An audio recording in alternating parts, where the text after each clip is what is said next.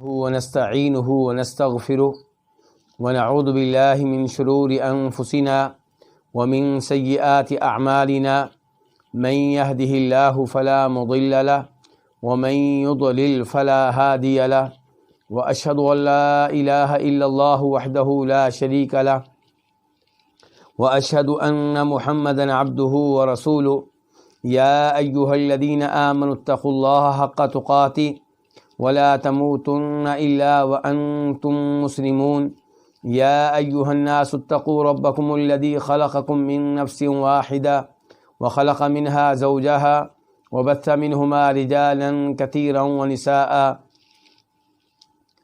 واتقوا الله الذي تساءلون به والأرحام إن الله كان عليكم رقيبا يا أيها الذين آمنوا اتقوا الله وقولوا قولا سديدا يصلح لكم أعمالكم ويغفر لكم ذنوبكم ومن يطع الله ورسوله فقد فاز فوزا عظيما أما بعد فإن خير الحديث كتاب الله وخير الهدي هدي محمد صلى الله عليه وسلم وشر الأمور محدثاتها وكل محدثة بدعة وكل بدعة ضلالة وكل ضلالة في النار۔ الوافی بما فی الصحیحین، یہ احادیث پہ مشتمل وہ کتاب ہے جس میں صحیح بخاری اور صحیح مسلم کی احادیث کو جمع کیا گیا ہے، اور اس میں کسی تیسری کتاب کی احادیث نہیں ہیں، صرف صحیح بخاری اور صحیح مسلم کی احادیث ہیں، اور انہیں اس انداز سے ترتیب دیا گیا ہے کہ احادیث میں تکرار نہ ہو۔ اس لیے احادیث کی تعداد 2000 کے قریب ہے، جن میں سے تقریباً 750 احادیث کا ہم مطالعہ کر چکے ہیں، ان پہ ہم گفتگو کر چکے ہیں، اور آج حدیث نمبر 750 سے آغاز کریں گے، اور اس حدیث کا تعلق روزوں سے ہے۔ چونکہ الوافی کتاب 10 مقاصد پہ مشتمل ہے، ان میں سے پہلا مقصد عقیدہ سے تعلق رکھتا ہے، دوسرا مقصد علم وغیرہ سے تعلق رکھتا ہے، اور تیسرا مقصد عبادات پہ مشتمل ہے، اور اس تیسرے مقصد میں کئی ایک کتب ہیں۔ ان میں سے 11ویں کتاب روزوں کے بارے میں تھی۔ اس 11ویں کتاب کی صرف 2 احادیث رہ گئی ہیں، جو آج ہم مکمل کریں گے، اور پھر حج اور عمرہ پہ مشتمل 12ویں کتاب کا آغاز ہوگا۔ یہاں پہ جس باب کا آغاز کرنے لگے ہیں وہ باب ہے باب نمبر 11، باب نیت الصوم وجواز الفطر فی النافلہ۔ روزوں کی نیت کے بارے میں یہ باب ہے، اور یہ باب اس بارے میں ہے کہ نفل روزے کو چھوڑ دینا، رکھنے کے بعد چھوڑ دینا یہ جائز ہے۔ آپ نفل روزہ مکمل نہیں کرنا چاہ رہے کسی وجہ سے اور ترک کرنا چاہ رہے ہیں، تو اس میں کوئی حرج نہیں ہے، یہ اس بارے میں باب ہے۔ تو نیت الصوم، روزوں کی نیت کے بارے میں، اور نفل روزوں میں روزہ افطار کر لینے کے جواز کے بارے میں، اور روزہ یعنی کہ کھول لینے کے بارے میں۔ حدیث نمبر 750 میم، اس حدیث کو اپنی کتاب میں جگہ دی ہے کون سے امام نے؟ امام مسلم نے۔ عن عائشہ ام المؤمنین رضی اللہ عنہا، روایت ہے ام المؤمنین عائشہ رضی اللہ عنہا سے، قالت، وہ کہتی ہیں، قال علی رسول اللہ صلی اللہ علیہ وسلم ذات یوم، کہ مجھ سے کہا نبی علیہ الصلوۃ والسلام نے ایک دن، کیا کہا؟ یا عائشہ هل عندکم شیء، اے عائشہ کیا تمہارے پاس کوئی چیز ہے؟ کیا مطلب؟ کھانے کے لیے، ان کے صبح کے ٹائم آپ کہہ رہے ہیں کیا تمہارے پاس کوئی چیز ہے جو میں صبح صبح کھا سکوں؟ قالت، تو جناب عائشہ کہتی ہیں، فقلت، میں نے کہا، یا رسول اللہ، اے اللہ کے رسول، ما عندنا شیء، ہمارے پاس تو کوئی بھی چیز نہیں ہے، کھانے کے لیے گھر میں کوئی بھی چیز نہیں ہے۔ یہاں پہ رک جائیے، کس کا گھر ہے؟ نبی صلی اللہ علیہ وسلم کا گھر ہے، اور آپ کے گھر میں کھانے کے لیے کوئی بھی چیز نہیں ہے، اور آپ پھر بھی اللہ کا شکر ادا کرنے والے، اللہ کی حمد و ثنا کے ترانے گانے والے، جہاد کرنے والے، تہجد کی نماز قائم کرنے والے، اور نفلی روزہ ایک کے بعد دوسرا رکھنے والے، اذکار کا اہتمام کرنے والے، ہر وقت آپ کی زبان پہ اللہ کا ذکر جاری و ساری۔ اور ایک ہم ہیں کہ ہمارے گھروں میں بہت سی چیزیں اس لیے خراب ہو جاتی ہیں کہ وقت پہ کھائی نہیں جاتی، فریزر ہمارے بھرے پڑے ہیں، دنیا کی کئی طرح کی نعمتیں ہمارے گھروں میں موجود ہیں، اور پھر بھی ہم پریشان، پھر بھی ہم اللہ پہ راضی نہیں ہیں، پھر بھی اللہ سے شکوے۔ تو یہ افسوس کا مقام ہے۔ اور ادھر نبی علیہ السلام کی طرف دیکھیں، جناب عائشہ کہہ رہی ہمارے گھر میں کچھ بھی نہیں ہے۔ قال، تو آپ نے کہا فإنی صائم، تو پھر میں روزے سے ہوں۔ فا جو ہے یہ سببیہ ہے، سبب کا فائدہ دے رہی ہے کہ جب تمہارے پاس کچھ نہیں ہے، جب ہمارے گھر میں کچھ نہیں ہے کھانے پینے کے لیے، تو پھر میں آج روزہ رکھوں گا۔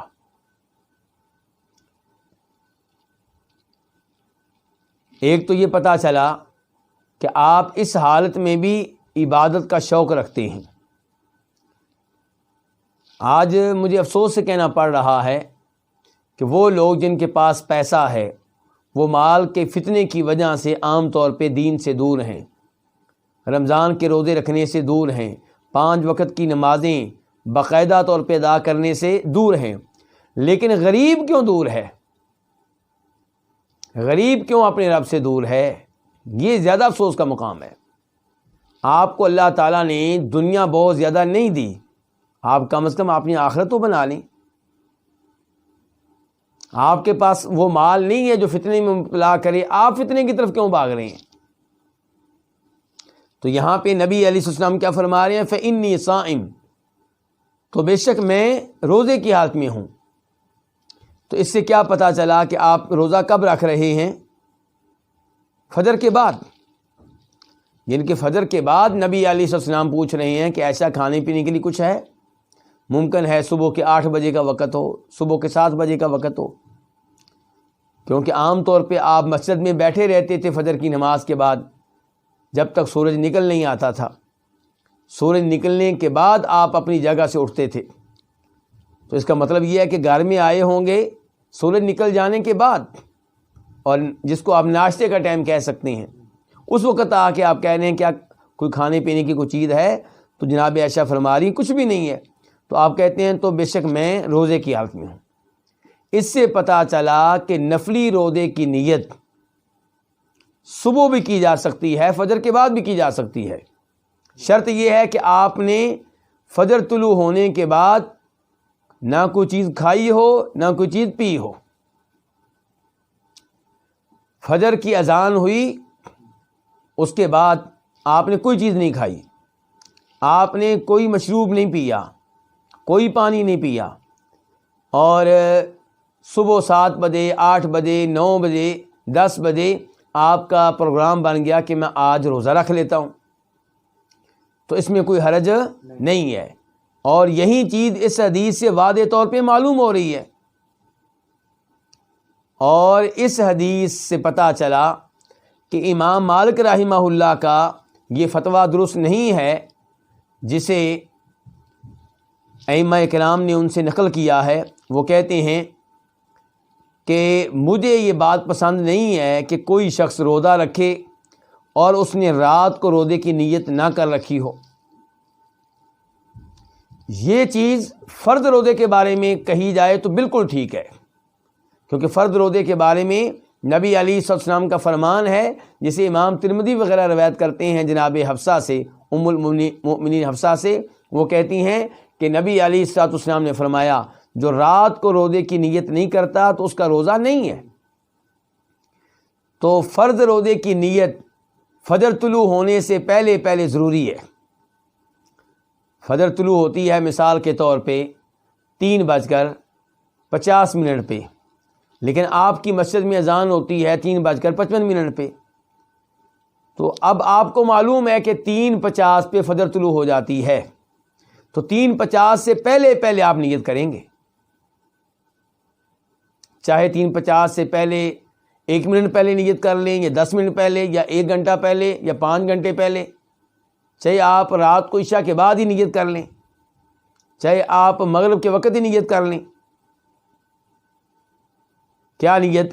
کہ صبح میرا روزہ ہے، صبح میرا کیا ہوگا؟ روزہ ہے، کل کا دن میرا روزے کی حالت میں گزرے گا، اور فرض روزہ ہوگا، یعنی کہ رمضان کا روزہ۔ تو فرض روزے کی نیت رات کو کر لینا نہایت ضروری ہے۔ لیکن نیت کیسے ہوگی؟ کیا نیت زبان سے ہوگی؟ زبان سے نیت کریں گے تو آپ کا یہ عمل نبی علیہ الصلوۃ والسلام کے طریقے اور صحابہ کرام کے طریقے کے مطابق نہیں ہے۔ نیت عربی زبان کا لفظ ہے، یہ اردو زبان کا لفظ نہیں ہے، عربی سے اردو میں آیا ہے۔ تو اب اس کا معنی کیا ہے نیت کا؟ ارادہ، قصد کرنا، ارادہ کرنا۔ تو ارادہ زبان سے نہیں ہوتا، ارادہ کس سے ہوتا ہے؟ دل سے ہوتا ہے۔ جیسے گفتگو جو ہے وہ دل سے نہیں ہوتی، کس سے ہوتی ہے؟ زبان سے ہوتی ہے۔ سونگتے آپ کس سے ہیں؟ سونگتے آپ کس سے ہیں؟ ناک سے۔ سنتے آپ کس سے ہیں؟ کانوں سے۔ ایسے ہی جو ارادہ ہے، جو نیت ہے، وہ دل سے ہوتی ہے۔ تو دل میں یہ عزم کر لینا کہ اب میرا روزہ شروع ہو رہا ہے، سٹارٹ ہو رہا ہے، تو اس کے ساتھ ہی آپ کو روزہ شروع ہو جائے گا۔ زبان کے ساتھ کہنا کہ میں نے کل کے روزے کی نیت کی، وَبِصَوْمِ غَدٍ نَوَيْتُ، میں نے کل کے روزے کی نیت کی، یہ الفاظ نہ نبی علیہ الصلوۃ والسلام نے دیے، نہ صحابہ کرام رضوان اللہ علیہم اجمعین سے ثابت ہیں، نہ 4 اماموں میں سے کسی امام سے ثابت ہیں۔ تو روزے کی ہر عبادت کی نیت ضروری ہے، لیکن نیت زبان سے نہیں ہوگی۔ نیت کہاں ہوتی ہے؟ دل میں ہوتی ہے۔ کئی علماء کرام کہتے ہیں کہ حج عمرے کی نیت جو ہے وہ زبان سے ہوتی ہے۔ صحیح بات یہ ہے کہ حج عمرے کی نیت بھی زبان سے نہیں ہوتی، اور حج عمرے کی احادیث میں اس بات کا دوبارہ تذکرہ ہوگا، اور وہاں پہ یہ بات مزید واضح کروں گا۔ تو بہرحال فرض روزے کی نیت کب ہوگی؟ فجر طلوع ہونے سے پہلے پہلے، اور نفلی روزے کی نیت آپ فجر طلوع ہونے سے پہلے بھی کر سکتے ہیں، فجر کے بعد بھی کر سکتے ہیں۔ شرط کیا ہے؟ کہ آپ نے فجر طلوع ہونے کے بعد نہ کوئی چیز کھائی ہو، نہ کوئی چیز پی ہو۔ اچھا، فجر کے بعد یہ نیت کب تک کر سکتے ہیں؟ زوال سے پہلے پہلے، زوال سے پہلے پہلے آپ یہ نیت کر سکتے ہیں۔ تو یہاں پہ نبی علیہ السلام نے کیا فرمایا؟ فَإِنِّي صَائِمٌ، تو بے شک میں روزے میں ہوں، کیونکہ جب تمہارے پاس کھانے کے لیے کچھ نہیں ہے تو پھر میں آج کے دن روزے کی نیت کر لیتا ہوں، میں آج کے دن روزہ رکھوں گا۔ اور مسلم شریف کی ایک اور روایت میں الفاظ آئے ہیں فَإِنِّي إِذًا صَائِمٌ، تب، یہ کہ جب تمہارے پاس کھانے پینے کے لیے کچھ نہیں ہے، جب ہمارے گھر میں کھانے پینے کے لیے کچھ نہیں ہے، تب میں روزے کی حالت میں ہوں۔ قالت، جناب عائشہ فرماتی ہیں فخرج رسول اللہ صلی اللہ علیہ وسلم، تو نبی علیہ السلام نکل گئے، یعنی کہ گھر سے نکل گئے، کہیں چلے گئے۔ فأہدیت لنا ہدیہ، تو ہمیں ایک ہدیہ دیا گیا، یعنی کہ ہدیہ کے طور پہ کھانے پینے کی کوئی چیز بھیجی گئی۔ او جاءنا زور، یا انہوں نے کہا کہ ہمیں ہدیہ دیا گیا، یا انہوں نے کہا کہ ہمارے پاس مہمان آئے، یعنی کہ مہمان ہدیہ لے کر آئے۔ رزلٹ ایک ہی نکلے گا، نتیجہ دونوں الفاظ کا ایک ہی نکلے گا، لیکن راوی کو شک ہو گیا ہے کہ جناب عائشہ نے کیا الفاظ کہے تھے۔ یا تو انہوں نے کہا تھا کہ فأہدیت لنا ہدیہ، ہمیں ہدیہ دیا گیا، یعنی کہ کھانے پینے کی چیز بطور تحفہ بھیجی گئی۔ او جاءنا زور، یا ہمارے پاس مہمان آئے۔ کیا مقصد ہے مہمان آئے؟ یعنی کہ مہمان کوئی کھانے پینے کی چیز لے کر آئی۔ قال، جناب عائشہ کہتی ہیں فلما رجع رسول اللہ صلی اللہ علیہ وسلم، جب نبی علیہ السلام واپس آئے، قلت، میں نے کہا یا رسول اللہ، اے اللہ کے رسول، اہدیت لنا ہدیہ، ہمیں ایک ہدیہ دیا گیا ہے۔ او جاءنا زور، یا جناب عائشہ نے کہا کہ ہمارے پاس مہمان آئے ہیں۔ وقد خبأت لک شیئا، اور میں نے آپ کے لیے ایک چیز محفوظ کر لی ہے، آپ کے لیے ذخیرہ کر لی ہے، آپ کے لیے بچا کر رکھ لی ہے۔ قال، تو نبی علیہ السلام نے فرمایا ما ہوا، وہ کیا چیز ہے؟ قلت، میں نے کہا حیث، کیا ہے؟ کھجوروں کا حلوہ ہے۔ حیض کہتے ہیں کھجوروں کا حلوہ جس میں گھی بھی ڈالا گیا ہو اور پنیر بھی ڈالی گئی ہو۔ یہاں پہ عقیدے کے لحاظ سے ذرا غور کیجئے گا کہ نبی علیہ الصلوۃ والسلام کو پوچھنا پڑا ہے کہ کیا ہدیہ آیا ہے۔ اگر آپ عالم الغیب ہوتے تو آپ کو یہ سوال نہ کرنا پڑتا۔ دوسرے نمبر پہ اگر آپ عالم الغیب ہوتے، آپ کو پتہ ہوتا کہ گھر میں ہدیہ آنے والا ہے، تو آپ روزہ شروع ہی نہ کرتے۔ تو پتہ چلا کہ اگرچہ نبی علیہ الصلوۃ والسلام کو اللہ تعالیٰ نے غیب کی کئی باتیں بتائی تھیں، لیکن آپ عالم الغیب نہیں تھے۔ عالم الغیب وہ ہے جس سے کوئی بھی چیز، کوئی بھی بات مخفی اور پوشیدہ نہ ہو، اور وہ ایک اللہ ہے۔ اللہ تعالیٰ اسی لیے فرماتے ہیں سورہ نمل میں، قُل لَا يَعْلَمُ مَنْ فِي السَّمَاوَاتِ وَالْأَرْضِ الْغَيْبَ إِلَّا اللَّهُ۔ آپ بتا دیں، آپ کہہ دیں اللہ کے علاوہ کوئی عالم الغیب نہیں ہے، نہ آسمان والوں میں کوئی، نہ زمین والوں میں کوئی۔ یہاں پہ آپ کو پتہ نہیں چلا، اور کئی احادیث میں یہ آتا ہے کہ آپ کو کوئی چیز قبل از وقت معلوم ہو جاتی تھی، تو بھئی ہم اس کا کب انکار کرتے ہیں؟ ہم نے آپ کو نبی مان رکھا ہے، اور نبی وہ ہوتا ہے جس پہ وحی نازل ہو۔ تو اللہ تعالیٰ جو چیزیں آپ کو پہلے سے بتا دیتے تھے وہ آپ کو پہلے سے معلوم ہو جاتی تھیں، اور جو اللہ تعالیٰ نہیں بتاتے تھے وہ تب معلوم ہوتی تھیں جب لوگ بتاتے تھے۔ تو عالم الغیب وہ اللہ ہے جس سے کوئی بھی چیز مخفی اور پوشیدہ نہیں ہے۔ اللہ تعالیٰ نے اگر آپ علیہ السلام کو کئی غیبی باتیں بتائی ہیں، تو جو نہیں بتائیں وہ بہت زیادہ بے شمار لاتعداد ہیں، جو بتائی ہیں وہ محدود ہیں۔ اور اگر آپ اس وجہ سے نبی علیہ السلام کو عالم الغیب کہتے ہیں کہ کئی غیبی باتیں آپ کو اللہ نے بتا دی تھیں، تو پھر نبی علیہ السلام نے صحابہ کرام کو کئی غیبی باتیں بتائی ہیں، تو پھر کیا ہر صحابی کو عالم الغیب مانیں گے؟ پھر صحابہ کرام نے کئی غیبی باتیں تابعین کو بتائی ہیں، کیا ہر تابعی کو عالم الغیب مانیں گے؟ پھر ان سب کے ذریعے وہ باتیں ہم تک پہنچ گئی ہیں۔ اب میں جانتا ہوں کہ جنت موجود ہے، حالانکہ غیبی چیز ہے۔ میں جانتا ہوں کہ جہنم موجود ہے اور یہ غیبی چیز ہے۔ میں جانتا ہوں کہ بہت سارے فرشتے ہیں، جبریل علیہ السلام ہیں، یہ غیبی چیزیں ہیں، میں نے نہیں دیکھے جبریل علیہ السلام۔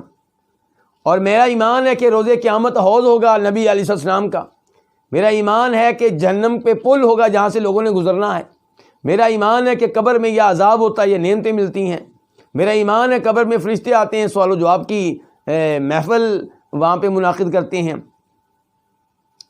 تو غیبی باتیں بہت ساری مجھے بھی معلوم ہیں، لیکن کس کے ذریعے؟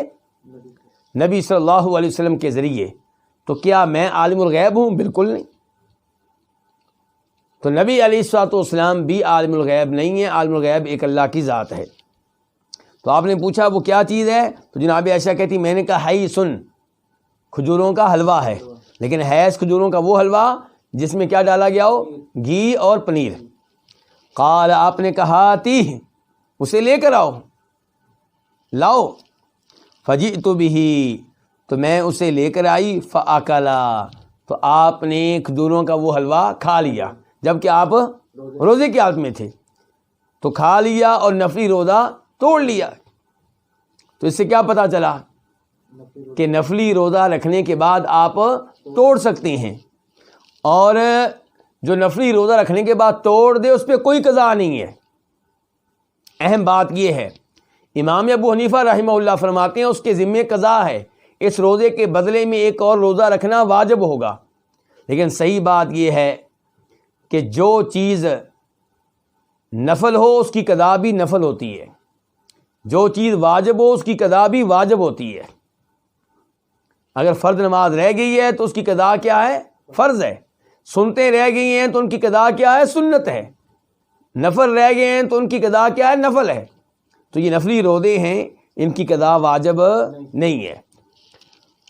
نبی علیہ الصلوۃ والسلام اس کے بعد کہتے ہیں ثم قال، پھر فرماتے ہیں قد کنت اصبحت صائما، میں صبح روزے کی حالت میں ہو گیا تھا، میں صبح روزے کی حالت میں تھا، یعنی کہ اب میں نے یہ حلوہ کھا کے روزہ اپنا توڑ لیا ہے۔ نبی علیہ الصلوۃ والسلام نے کسی بھی حدیث میں صحابہ کرام کو یہ نہیں کہا کہ روزہ اگر توڑ لو گے تو اس کی قضا واجب ہوگی، جبکہ آپ کا زمانہ کثرت سے نفلی روزے رکھنے کا زمانہ ہے، اور اس زمانے میں نفلی روزوں کے احکام اور مسائل بتانے کی آج کے مقابلے میں زیادہ ضرورت تھی، کیونکہ آج تو نفلی روزہ رکھنے والے لوگ بہت کم ہیں۔ اس وقت اکثر لوگ نفلی روزے رکھا کرتے تھے اور انہیں ان احکام و مسائل کی ضرورت ہوتی تھی، تو آپ نے یہ نہیں بتایا، تو اس کا مطلب یہ ہے کہ نفلی روزہ توڑ لینے پہ قضا واجب نہیں ہے۔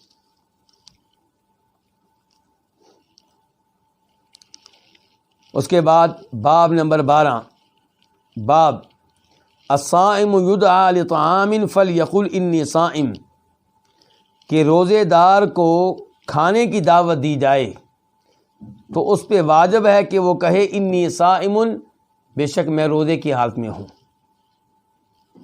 روزے دار جو ہے اسے کھانے کی دعوت دی جائے تو اسے کیا کہنا چاہیے کہ میں روزے کی حالت میں ہوں۔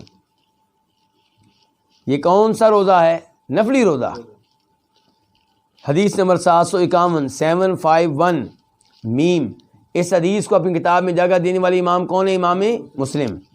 عن ابی ہریرہ رضی اللہ عنہ عن النبی صلی اللہ علیہ وسلم قال، جناب ابو ہریرہ رضی اللہ تعالیٰ عنہ سے روایت ہے، وہ نبی صلی اللہ علیہ وسلم سے روایت کرتے ہیں کہ آپ نے فرمایا اذا دعی احدکم الی طعام، جب تم میں سے کسی کو کھانے کی دعوت دی جائے، وہو صائم، اور وہ روزے کی حالت میں ہو۔ کون؟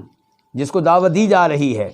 جب تم میں سے کسی کو کھانے کی دعوت دی جائے اور وہ روزے کی حالت میں ہو، کون؟ جس کو دعوت دی جا رہی ہے۔ فلیقل، پس چاہیے کہ وہ کہہ دے انی صائم، بے شک میں روزے کی حالت میں ہوں۔ کیا مطلب؟ مطلب یہ ہے کہ عام طور پہ انسان کو اپنی نیکی کو چھپانا چاہیے۔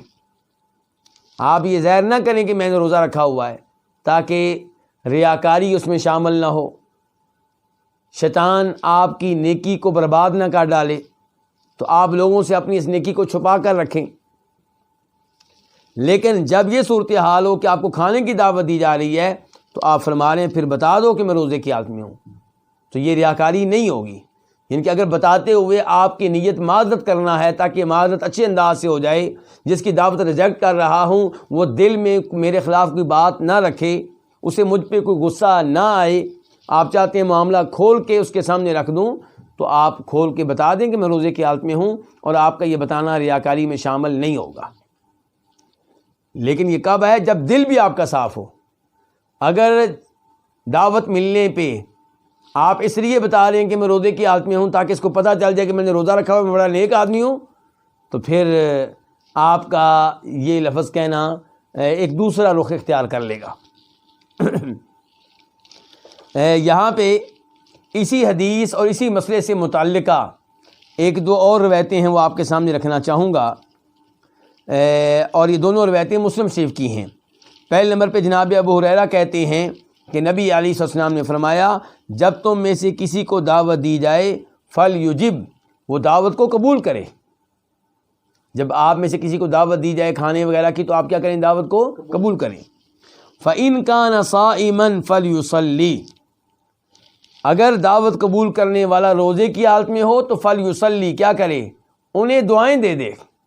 دعوت قبول کر لے اور وہاں کھانا نہ کھائے، ان کو دعائیں دے کر آ جائے۔ وَإِن كَانَ مُفْطِرًا فَلْيَطْعَمْ، اور اگر روزے کی حالت میں نہ ہو تو پھر ان کا کھانا کھا لے۔ تو دعوت قبول کر لینی چاہیے۔ دعوت قبول کر لینے کے بعد آپ کیا کریں؟ ان کو دعائیں دے دیں کہ اللہ رب العزت برکت ڈالے آپ لوگوں کے گھر میں، آپ لوگوں کے رزق میں اور آپ کے دیگر امور میں۔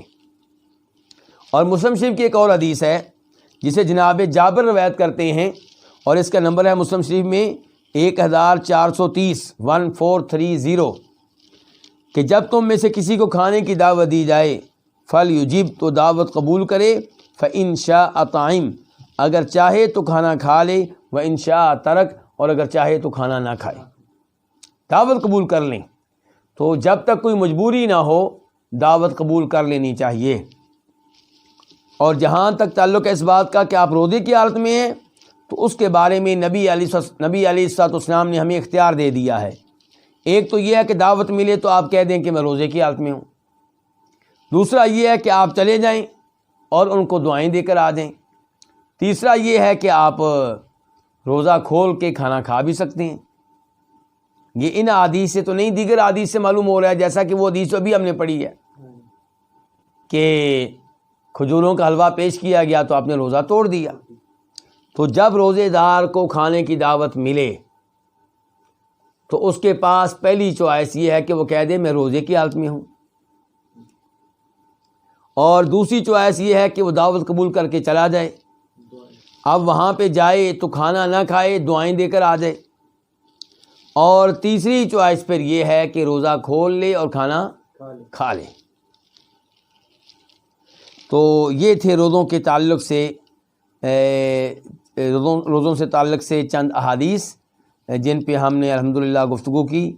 اللہ رب العزت میرا گفتگو کرنا اور آپ کا سننا قبول فرمائے۔ اب 12ویں کتاب کی طرف بڑھتے ہیں، اور وہ ہے الکتاب الثانی عشر الحج والعمرہ۔ یہ کتاب کس کے بارے میں؟ حج و عمرہ کے بارے میں ہے۔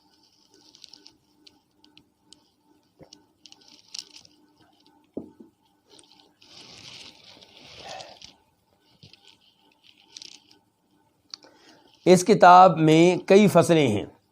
پہلی فصل کا آغاز کرتے ہیں، اس سے پہلے یہ بتا دوں الحج، حج کا لفظی معنی کیا ہوتا ہے؟ قصد کرنا، کس چیز کا قصد کرنا، کس چیز کا ارادہ کرنا۔ اور عمرہ کا معنی لفظی طور پہ کیا ہوتا ہے؟ زیارت کرنا۔ کیا کرنا؟ زیارت کرنا۔ لیکن ویسے حج کس کو کہتے ہیں کہ حج کے مہینوں میں آپ حج کے لیے جائیں، میقات سے نیت کریں حج کی یا عمرے کی نیت کریں، اور وہاں پہ پھر آپ مکہ سے 8 تاریخ کو حج کی نیت کریں اور پھر مینا وغیرہ جائیں۔ یہ سارا کیا کہلاتا ہے؟ حج۔ اور عمرہ کا جو ہے کوئی خاص سیزن نہیں ہے، عمرہ سال میں آپ کبھی بھی کسی بھی مہینے میں کسی بھی دن کر سکتے ہیں، کوئی بھی ایسا دن نہیں ہے جب عمرہ کرنا کیا ہو؟ ممنوع ہو۔ لیکن حج کے مخصوص مہینے ہوتے ہیں، کون کون سے ہیں؟ شوال، ذوالقعدہ اور ذوالحجہ۔ الفصل الاول، پہلی فصل وہ کیا ہے؟ اعمال الحج و احکامہ، حج کے اعمال اور حج کے احکام۔ حج میں کیا کیا عمل کرنا ہوتا ہے اور حج کے احکام۔ اس میں پہلا باب فرض الحج و تعلیمہ عملیاً، حج کا فرض ہونا اور حج کی عملی طور پہ تعلیم دینا، حج کر کے دکھانا۔ یعنی کہ تو پہلا باب کیا ہے؟ حج کا فرض ہونا اور حج کی عملی طور پہ تعلیم دینا، یعنی کہ حج کر کے دکھانا۔ تو یہ ہے پہلا باب۔ حدیث نمبر 752 752 میم، اس حدیث کو اپنی کتاب میں جگہ دینے والے امام کون سے؟ امام مسلم۔ عن ابی ہریرہ قال خطبنا رسول اللہ صلی اللہ علیہ وسلم فقال، جناب ابو ہریرہ سے روایت ہے، وہ کہتے ہیں کہ ہمیں خطبہ دیا رسول اللہ صلی اللہ علیہ وسلم نے، فقال، تو آپ نے کہا، یعنی کہ آپ نے خطبے میں کہا، ایھا الناس، اے لوگو، قد فرض اللہ علیکم الحج فحجوا، اللہ نے تمہارے اوپر حج فرض کر دیا ہے پس تم حج کرو۔ قد فرض اللہ، قد کا معنی کیا ہوگا؟ یقیناً، تحقیقاً، یقیناً اللہ نے تمہارے اوپر حج فرض کر دیا، فحجوا، تو تم حج کرو۔ یہاں پہ آپ نے کہا ہے کہ اے لوگو، اللہ نے تمہارے اوپر حج فرض کر دیا ہے، یہ نہیں بتایا کن لوگوں پہ فرض کر دیا ہے۔ آپ کے انداز سے یوں محسوس ہو رہا ہے کہ جیسے سب پہ فرض ہو۔ تو اس حدیث کی وضاحت قرآن کی ایسے ہو جائے گی، وَلِلَّهِ عَلَى النَّاسِ حِجُّ الْبَيْتِ مَنِ اسْتَطَاعَ إِلَيْهِ سَبِيلًا، کہ اللہ تعالیٰ کی خاطر لوگوں پہ حج فرض ہے، پھر فوراً ہی کہہ دیا ان پہ فرض ہے جو حج کرنے کی استطاعت رکھتے ہوں۔ تو آپ علیہ الصلوۃ والسلام کا یہ آرڈر بھی ان مسلمانوں کے لیے ہے جو حج کرنے کی طاقت رکھتے ہیں، ان کو آپ کہہ رہے ہیں کہ اللہ نے تمہارے اوپر حج فرض کر دیا ہے، فحجوا، تو تم حج ادا کرو۔ فقال رجل، تو ایک آدمی نے کہا، اور یہ آدمی کون تھا؟ ابن ماجہ کی روایت سے پتہ چلتا ہے یہ اقرع بن حابس تھے۔ تو انہوں نے کہا، اکل عام یا رسول اللہ، کیا ہر سال ہم پہ حج فرض ہے اے اللہ کے رسول؟ یعنی کہ اقرع بن حابس نے سوچا ہوگا کہ جیسے رمضان کے روزے ہر سال فرض ہیں، ایسے حج شاید ہر سال فرض ہو۔ تو کہتے ہیں اکل عام یا رسول اللہ، کیا ہر سال، یعنی کہ کیا ہر سال حج فرض ہوگا اللہ کے رسول؟ فسکتا، آپ خاموش رہے۔ کیوں خاموش رہے؟ آپ چاہتے ہوں گے کہ یہ سوال نہ کریں، یہ سوال مناسب نہیں ہے۔ حتی قالہا ثلاثا، یہاں تک کہ سوال کرنے والے نے یہ جملہ 3 بار کہا۔ کیا؟ اکل عام یا رسول اللہ، کیا ہر سال حج فرض ہے اللہ کے رسول؟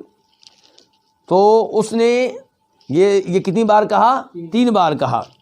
فقال رسول اللہ صلی اللہ علیہ وسلم، تو رسول اللہ صلی اللہ علیہ وسلم نے فرمایا لو قلت نعم لوجبت ولما استطعتم، اگر میں کہہ دیتا ہاں، اگر میں کہہ دیتا ہاں تو لواجبت، یقیناً یہ کیا ہو جاتا؟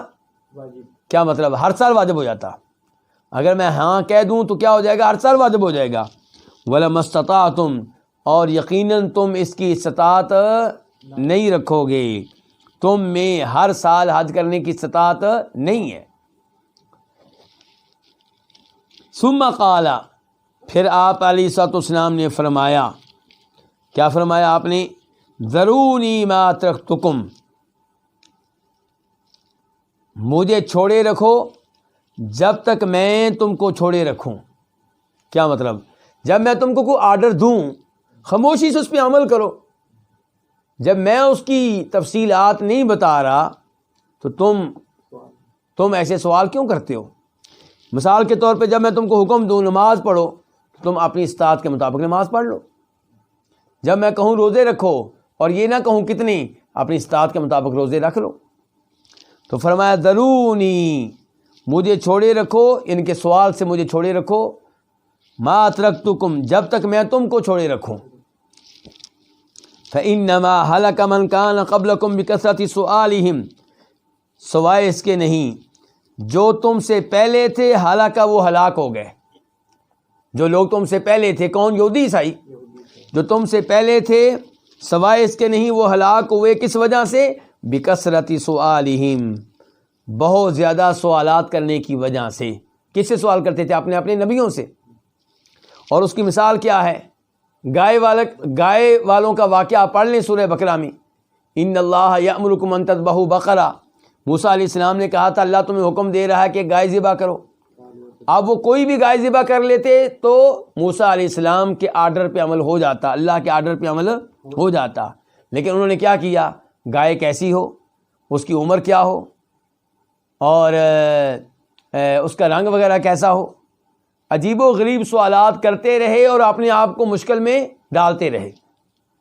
تو آپ نے فرمایا سوائے اس کے نہیں جو لوگ تم سے پہلے تھے وہ بہت زیادہ سوالات کرنے کی وجہ سے ہلاک ہوئے، واختلافہم علی انبیائہم، اور اپنے نبیوں سے اختلاف کرنے کی وجہ سے ہلاک ہوئے۔ نبیوں سے اختلاف کا مطلب کیا ہے؟ نبیوں پہ اعتراض کرنا۔ ہمارا فرض کیا ہے بطور مومن؟ جب ہم ایمان لے آئے نبی علیہ الصلوۃ والسلام پہ، یا جیسے پرانے لوگ اپنے نبی پہ ایمان لائے، تو مومن کا کام ہے حکم سن کے آمنا کہہ دینا کہ اللہ کے رسول ہم ایمان لے آئے، ہم نے آپ کی بات سن لی، عمل کرنے کی ہر ممکن کوشش کریں گے، ہم نے آپ کی بات سن لی، اس پہ یقین کر لیا۔ یہ ہوتا ہے مسلمان کا کام۔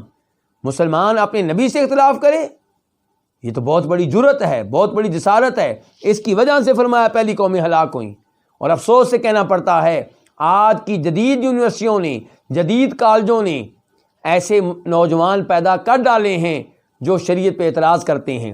کبھی اس آیت پہ اعتراض کریں گے ایسا کیوں ہے، ایک ہے بات سمجھنے کے لیے آپ کہیں کہ اس میں حکمت کیا ہے، اور مولوی صاحب آپ کو حکمت بتا دیں الحمدللہ، نہ معلوم ہو سکے تو آپ بطور مسلمان کہیں کہ میں عمل کروں گا، میرا 100% یقین ہے اس آرڈر کے صحیح اور درست ہونے پہ، میرے دل میں کوئی شک و شبہ نہیں ہے۔ لیکن ایسا نہیں ہو رہا۔ جدید ہماری نسل اور ان یونیورسٹیوں میں پڑھے ہوئے جدید ہمارے جو نوجوان ہیں، وہ اعتراض کے انداز میں کہتے ہیں اللہ نے یہ کیوں کہا، اللہ نے یہ سزا کیوں دی، اچھا اللہ نے یہ، اللہ کے رسول صلی اللہ علیہ وسلم نے یہ کیوں کہا کہ جو مرتد ہو جائے اسے قتل کر ڈالو، شریعت نے 4 شادیوں کی اجازت کیوں دے دی ہے۔ یعنی کہ انسان سوچے میری حیثیت کیا ہے اللہ کے سامنے، تو 4 فٹ کا 5 فٹ کا انسان ہے اور گندگی دیکھ اپنی، پیشاب سے تو محفوظ نہیں ہے، پخانے سے تو محفوظ نہیں ہے، کبھی قبض ہو جائے تو علاج کے لیے بھاگتا ہے، اور کبھی اسہال لگ جائیں تو پھر علاج کے لیے بھاگتا ہے۔ اپنی گندگی پہ تیرا کنٹرول نہیں ہے، اور گندگی کئی جگہ سے نکلتی ہے، نیچے سے بھی، ناک سے بھی، اور کئی دفعہ منہ سے بھی۔ منہ سے بدبو آنی شروع ہو جائے تو آپ اپنی بدبو نہیں روک سکتے۔ ایسا انسان اپنے خالق پہ اعتراض کرے جو صبح و شام نعمتوں کی بارش کر رہا ہے؟ جو انسان ایسا کرے گا وہ ہلاک نہیں ہوگا تو اور کیا ہوگا؟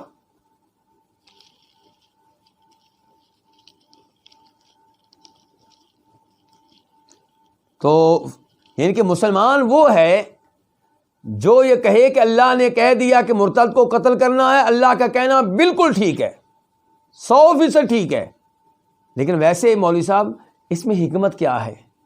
اگر مجھے معلوم ہو جائے تو اچھی بات ہے، نہ بھی معلوم ہو تو الحمدللہ میرا دل مکمل طور پہ مطمئن ہے اللہ کے ہر حکم پہ، اللہ کے رسول علیہ السلام کی ہر حدیث پہ صلی اللہ علیہ وسلم۔ تو فرمایا جو لوگ تم سے پہلے تھے سوائے اس کے نہیں وہ ہلاک ہوئے۔ کیوں ہلاک ہوئے؟ ہلاکت کے اسباب کیا بتائیں آپ نے؟ بہت زیادہ سوالات کرنے کی وجہ سے اور اپنے نبیوں سے اختلاف کرنے کی وجہ سے۔ نبی سے اختلاف کیا ہوگا؟ نبی پہ اعتراض ہوگا۔ فرمایا فَإِذَا أَمَرْتُكُمْ بِشَيْءٍ، جب میں تمہیں کسی چیز کا حکم دے دوں، فَأْتُوا مِنْهُ، تو تم اس پہ عمل کرو، مَسْتَطَعْتُمْ، جس قدر تمہارے لیے ممکن ہو۔ آپ کہہ رہے ہیں جب میں حکم دے دوں، یعنی کہ میرا حکم جب مطلق طور پہ ہو، جب میں یہ نہ کہوں کہ ہر سال حج کرنا ہے، جب میں نے کہہ دیا حج کرنا ہے تو اپنی استطاعت کے مطابق حج کر لو۔ جب میں کہوں صدقہ خیرات کرو اور یہ نہ بتاؤں کتنا تو اپنی استطاعت کے مطابق صدقہ خیرات کر لو۔ جب میں کہوں نماز پڑھو اور یہ نہ بتاؤں کتنی تو آپ 2 رکعتیں ادا کر لیں، اس کے بعد اور طاقت ہے تو پڑھیں، ورنہ 2 رکعتیں کافی، ان کے میرے حکم پہ عمل ہو گیا۔ تو آپ کہنے فَإِذَا أَمَرْتُكُمْ بِشَيْءٍ، جب میں تم کو کسی چیز کا حکم دوں، فَأْتُوا مِنْهُ مَا اسْتَطَعْتُمْ، تو اس پہ عمل کرو جس قدر تمہارے لیے ممکن ہو، جس قدر تمہاری استطاعت ہو۔ اب آپ نے حکم دیا ہے نماز قائم کرو، اب اس آرڈر پہ عمل کرنا ہے اپنی استطاعت کے مطابق۔ کیا مطلب 5 کی بجائے 4 نمازیں پڑھ سکتے ہیں؟ نہیں، یہاں پہ تو آپ نے 5 کا کہہ دیا۔ یہاں استطاعت کا تعلق اس بات سے نہیں ہے کہ 4 کی استطاعت ہے تو 4 پڑھ لیں، 3 کی استطاعت ہے تو 3 پڑھ لیں، نہیں، یہاں آپ نے بتا دیا کہ 5 متعین کر دیا۔ یہاں پہ 5 تو پڑھنی ہے، 5 پڑھنے میں اپنی استطاعت کے مطابق عمل کرو۔ آپ کھڑے ہو کے نہیں پڑھ سکتے تو بیٹھ کے پڑھ لیں، بیٹھ کر نہیں پڑھ سکتے تو لیٹ کر پڑھ لیں، آپ وضو نہیں کر سکتے بیماری کی وجہ سے، آپ تیمم کر لیں۔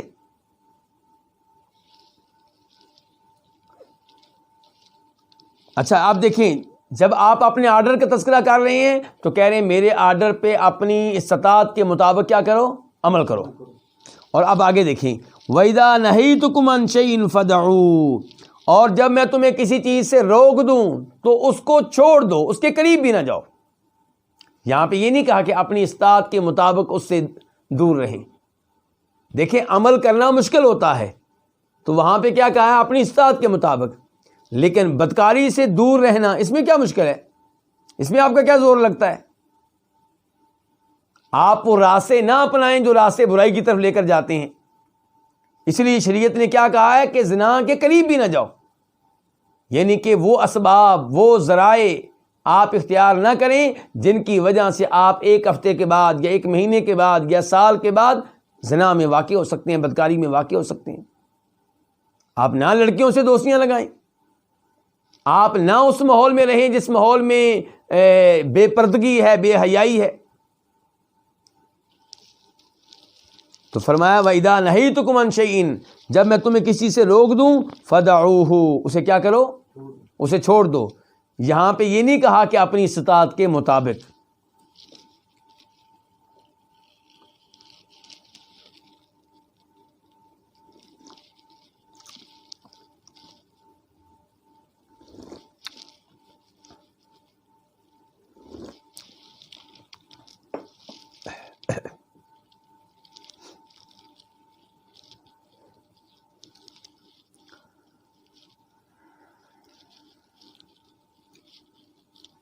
اس کے بعد تو اس حدیث سے کیا پتہ چل گیا کہ حج فرض ہے، اور یہ بھی پتہ چل گیا کہ زندگی میں ایک بار فرض ہے، اور فرض کس کے اوپر ہے؟ جو حج کرنے کی استطاعت رکھتا ہو۔ اب آتے ہیں حدیث نمبر 753 کی طرف، 753۔ اس حدیث کو امام مسلم اپنی حدیث کی کتاب میں لے کر آئے ہیں، جس کو ہم صحیح مسلم کہتے ہیں۔ عن جابر، روایت ہے کس سے؟ جابر بن عبداللہ انصاری رضی اللہ تعالی عنہما سے، ان کہ اللہ ان سے بھی راضی ہو اور ان کے والد سے بھی راضی ہو، کیونکہ باپ بیٹا دونوں کیا ہیں؟ صحابی ہیں۔ جابر کہتے ہیں کہ رأیت النبی صلی اللہ علیہ وسلم یرمی علی راحلتہ یوم النحر، میں نے نبی علیہ الصلوۃ والسلام کو دیکھا کہ آپ کنکریاں مار رہے تھے۔ کس کو؟ جمرے کو، جس کو کہتے ہیں جمرۃ العقبہ۔ اور یہ 10 تاریخ کا تذکرہ ہو رہا ہے۔ 10 تاریخ کو حاجی کتنے جمروں کو کنکریاں مارتا ہے؟ ایک جمرے کو۔ حج کی جب 11 تاریخ ہوتی ہے تو کنکریاں ماری جاتی ہیں 3 جمروں کو، چھوٹا جمرہ، جمرہ صغریٰ، درمیانہ جمرہ وسطیٰ، اور آخری جمرہ جس کو جمرہ عقبہ کہتے ہیں۔ لیکن 10 تاریخ کو کنکریاں ماری جائیں گی صرف ایک جمرے کو، بڑے جمرے کو، جسے جمرہ عقبہ کہتے ہیں۔ تو یہ اسی کا تذکرہ ہو رہا ہے، یعنی کہ آپ نے اس دن فجر کی نماز کہاں ادا کی ہوگی؟ مزدلفہ میں۔ مزدلفہ میں نماز ادا کرنے کے بعد آپ وہاں پہ عبادت کرتے رہے، جیسا کہ حدیث سے ثابت ہے، دعائیں بھی کرتے رہے۔ جب اچھی طرح روشنی ہو گئی تو سورج نکلنے سے پہلے آپ مزدلفہ سے منا کے لیے نکل کھڑے ہو گئے۔ تو منا میں آپ آئے ہیں اور اپنی اونٹنی پہ سوار ہیں۔ تو یہ جابر کہتے ہیں رضی اللہ تعالیٰ عنہ کہ میں نے آپ کو دیکھا اس حال میں کہ آپ کنکریاں مار رہے ہیں، علی راحلتہ، جب کہ آپ کس چیز پہ ہیں؟ اپنی سواری پہ، اپنی اونٹنی پہ۔ اب یہ کون سا دن ہے جی؟ ہم جناب جابر سے کہتے ہیں تو وہ کہتے ہیں یوم النحر، قربانی کے دن۔ کون سی تاریخ ہوئی؟ 10 تاریخ۔ 10 تاریخ۔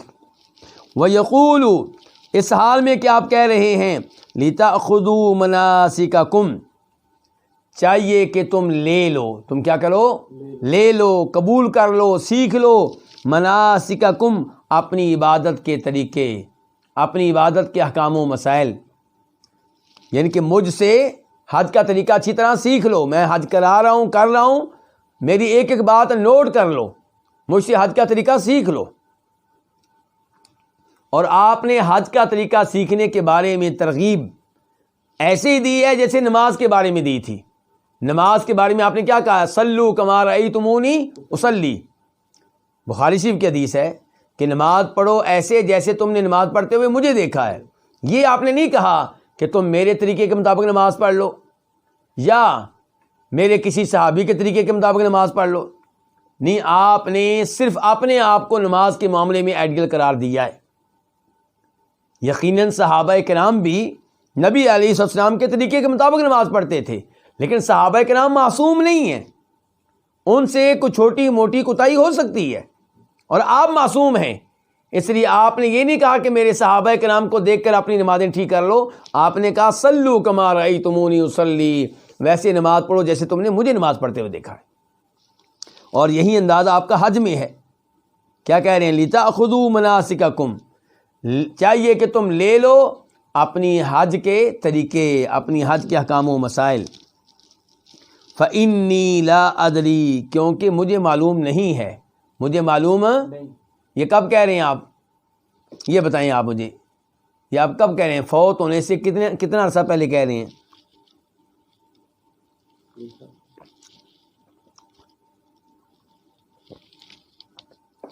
فوت ہونے سے 1 سال پہلے نہیں، فوت ہونے سے 90 دن پہلے۔ حج آپ نے کیا کس مہینے میں؟ ذوالحجہ میں، اور ذوالحجہ اسلامی سال کا آخری مہینہ ہوتا ہے۔ اس کے بعد نیا سال شروع ہو گیا، سن 11 ہجری، محرم، صفر، ربیع الاول کو آپ فوت ہو گئے، تو تقریباً 90 دن بنتے ہیں۔ تو فوت ہونے سے 90 دن پہلے آپ کہہ رہے ہیں فَإِنِّي لَا أَدْرِي، یہ میں 90 دن کا تذکرہ کیوں کر رہا ہوں؟ اس کی اہمیت آگے چل کے بتاتا ہوں۔ آپ کہہ رہے ہیں کیونکہ میں نہیں جانتا، لعلی، شاید کہ میں لا احج، حج نہ کر سکوں، بعد حجتی ہذہ، اپنے اس حج کے بعد، شاید یہ میرا آخری حج ہو، مجھے نہیں پتا. لوگ کہتے ہیں کہ نبی علیہ الصلوۃ والسلام پہلے عالم الغیب نہیں تھے، بعد میں اللہ نے آپ کو علم غیب دے دیا تھا. آپ کا علم غیب عطائی ہے، اللہ نے دیا ہے، لیکن آخر میں آپ مکمل طور پہ عالم الغیب تھے. یہ فوت ہونے سے 90 دن پہلے آپ کہہ رہے ہیں کہ مجھے نہیں پتا کہ میں نے کب فوت ہونا ہے، مجھے نہیں پتا، شاید میں آئندہ حج تمہارے ساتھ نہ کر سکوں، مجھے نہیں پتا، شاید یہ میرا آخری حج ہو. تو آپ کہہ رہے ہیں کیونکہ میں نہیں جانتا، لعلی، شاید کہ میں لا احج، حج نہ کر سکوں، بعد حجتی ہادی، اپنے اس حج کے بعد. یعنی کہ ہو سکتا ہے یہ میرا آخری حج ہو، تو میرا طریقہ حج نوٹ کر لو، دیکھ لو، یاد کر لو، سیکھ لو. تو پھر آپ نے عملی طور پہ حج کر کے طریقہ حج سکھایا کہ نہیں سکھایا؟ ہاں، تو یہ تعلق ہو گیا باب کا اور حدیث کا آپس میں.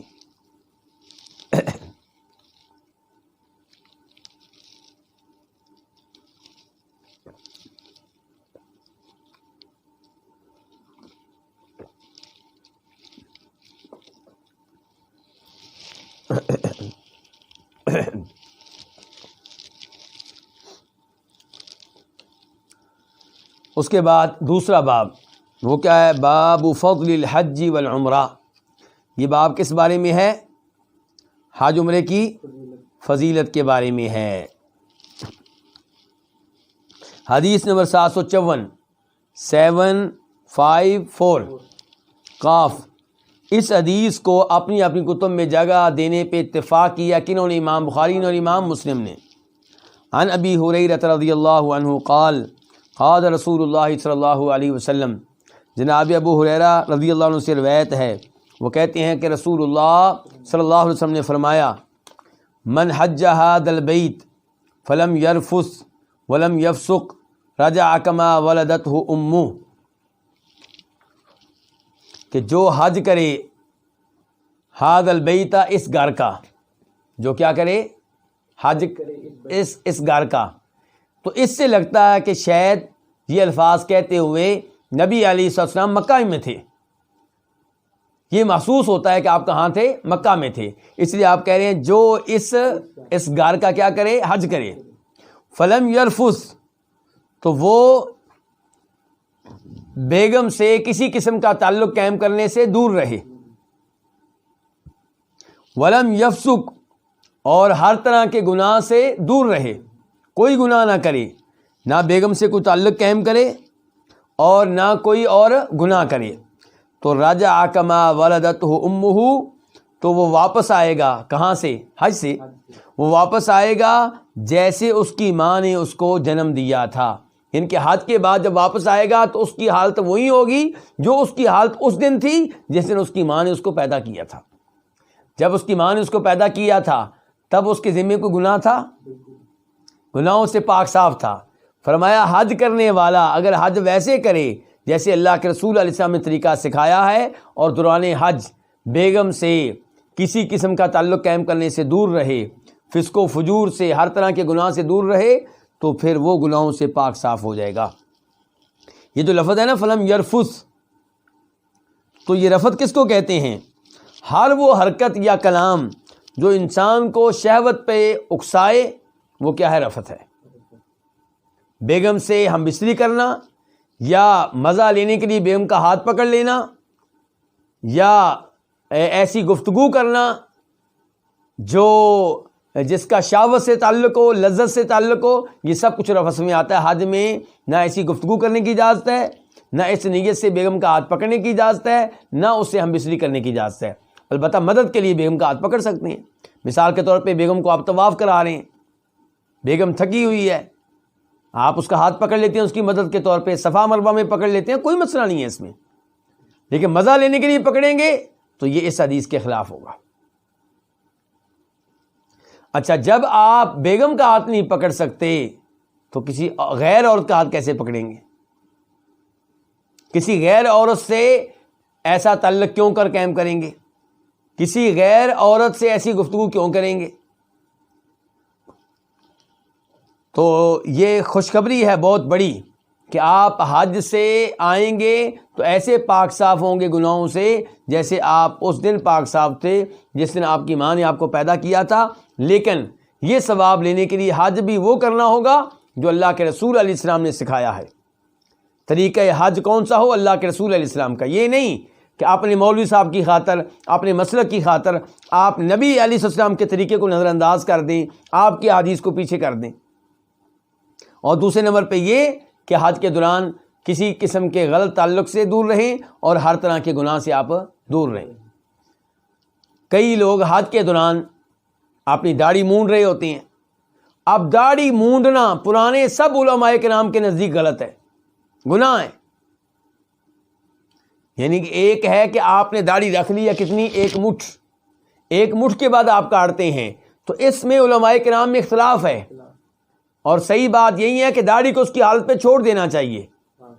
آپ داڑھی کاٹنے سے دور رہیں، چاہے جتنی بھی بڑی ہو جائے، سوائے اس بال کے جو آپ کو تکلیف دے رہا ہے. مثال کے طور پہ آپ کا کوئی بال ایسا ہے جو آنکھ میں جا رہا ہے یا ناک میں داخل ہو رہا ہے یا منہ میں داخل ہو رہا ہے، تو ایسا کوئی بال کاٹنا پڑ جائے تو وہ مجبوری ہے، ورنہ داڑھی کو نہ کاٹیں اور نہ مونڈیں. لیکن ایک آدمی حج کے دوران داڑھی کو مونڈتا ہے تو پھر وہ اس حدیث میں داخل نہیں ہوگا. ایک آدمی حج کے دوران لوگوں کے ساتھ سود پہ مشتمل ڈیلنگ کر رہا ہے. اب حج کے دوران کاروبار کرنا منع نہیں ہے. حج کے دوران موبائل میں آپ کسی سے کوئی کاروباری معاہدہ کر رہے ہیں، کوئی حرج نہیں ہے. لیکن معاہدہ آپ کر رہے ہیں سود پہ مشتمل، تو آپ تو پھر فسق و فجور والا کام کر رہے ہیں. آپ کو یہ خوشخبری کیسے ملے؟ ایسے ہی حج کے دوران اپنے بھائیوں کی غیبت کرنا، اور یہ عام ہے. حاجی حج میں جو ان کا ساتھی ہوتا ہے اس کی غیبت کر رہے ہوتے ہیں. دیکھا ہے اس کو؟ اپنے بھائی کے بارے میں اس کے عدم جدگی میں کیا کہہ رہے ہوتے ہیں؟ دیکھا ہے اس کو؟ اس کی شکل دیکھو، اس کی حرکتیں دیکھو. یہ کیا ہے؟ یہ غیبت ہے. تو یہ حدیث بہت عظیم ہے، یہ ثواب بہت عمدہ ہے، بہت اعلیٰ ہے. لیکن اعلیٰ ثواب کے لیے حج بھی کون سا کرنا ہوگا؟ اعلیٰ حج کرنا ہوگا، گناہوں سے پاک صاف حج.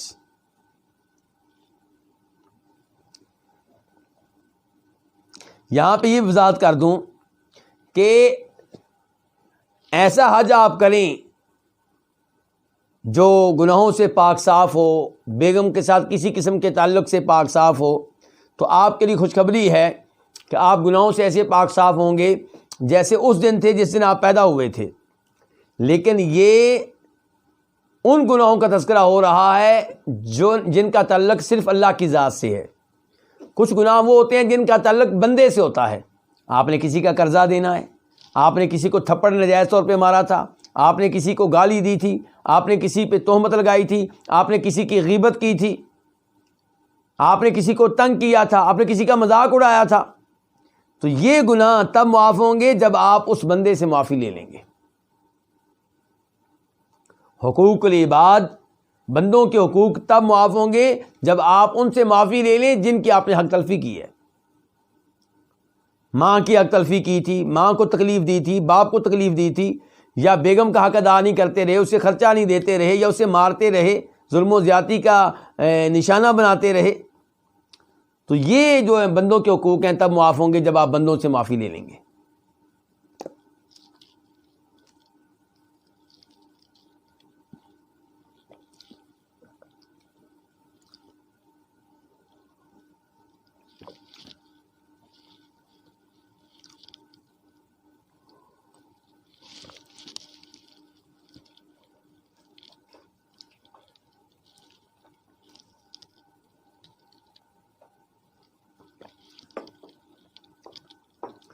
حدیث نمبر 755 755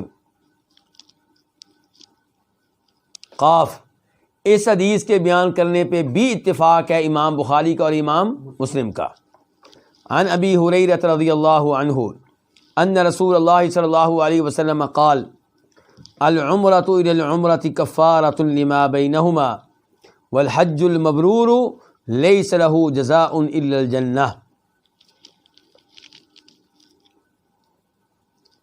جناب ابو ہریرہ رضی اللہ تعالیٰ عنہ سے روایت ہے، بے شک رسول اللہ صلی اللہ علیہ وسلم نے فرمایا، ایک عمرہ دوسرے عمرے تک کفارۃ لما بینہما، کفارہ ہوگا ان گناہوں کا جو ان دو عمروں کے بیچ میں ہوتے ہیں۔ آپ ایک عمرہ کرتے ہیں، اس کے بعد دوسرا عمرہ کرتے ہیں، تو ایک عمرے کے بعد دوسرا عمرہ کر لینے سے وہ گناہ ختم ہو جائیں گے جو ان دو عمروں کے درمیان میں واقع ہوئے ہیں۔ تو اس سے پتہ چلا کہ عمرے کی کتنی فضیلت ہے۔ والحج المبرور لیس له جزاء الا الجنہ، اور حج مبرور اس کی کوئی جزا نہیں ہے سوائے جنت کے، یعنی کہ حج مبرور کی جزا اتنی عظیم ہے کہ اس کی جزا کو چھوٹی موٹی نہیں ہے، اس کی جزا صرف اور صرف کیا ہے؟ جنت ہے۔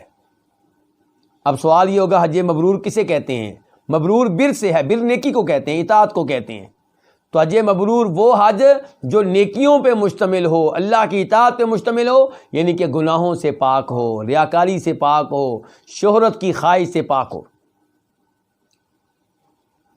اور اسی لیے علماء کرام حج مبرور کا ترجمہ کر لیتے ہیں حج مقبول۔ کیا ترجمہ کر لیتے ہیں؟ حج مقبول، یعنی کہ وہ حج جو قبول ہو جائے، اللہ تعالیٰ کے ہاں شرف قبولیت حاصل کر لے، اس کی جزا سوائے جنت کے کچھ اور نہیں ہے۔ یعنی کہ اتنا عظیم عمل ہے کہ اس کا بدلہ کیا ہوگا کہ اللہ جنت میں ایسے آدمی کو بھیج دیں گے۔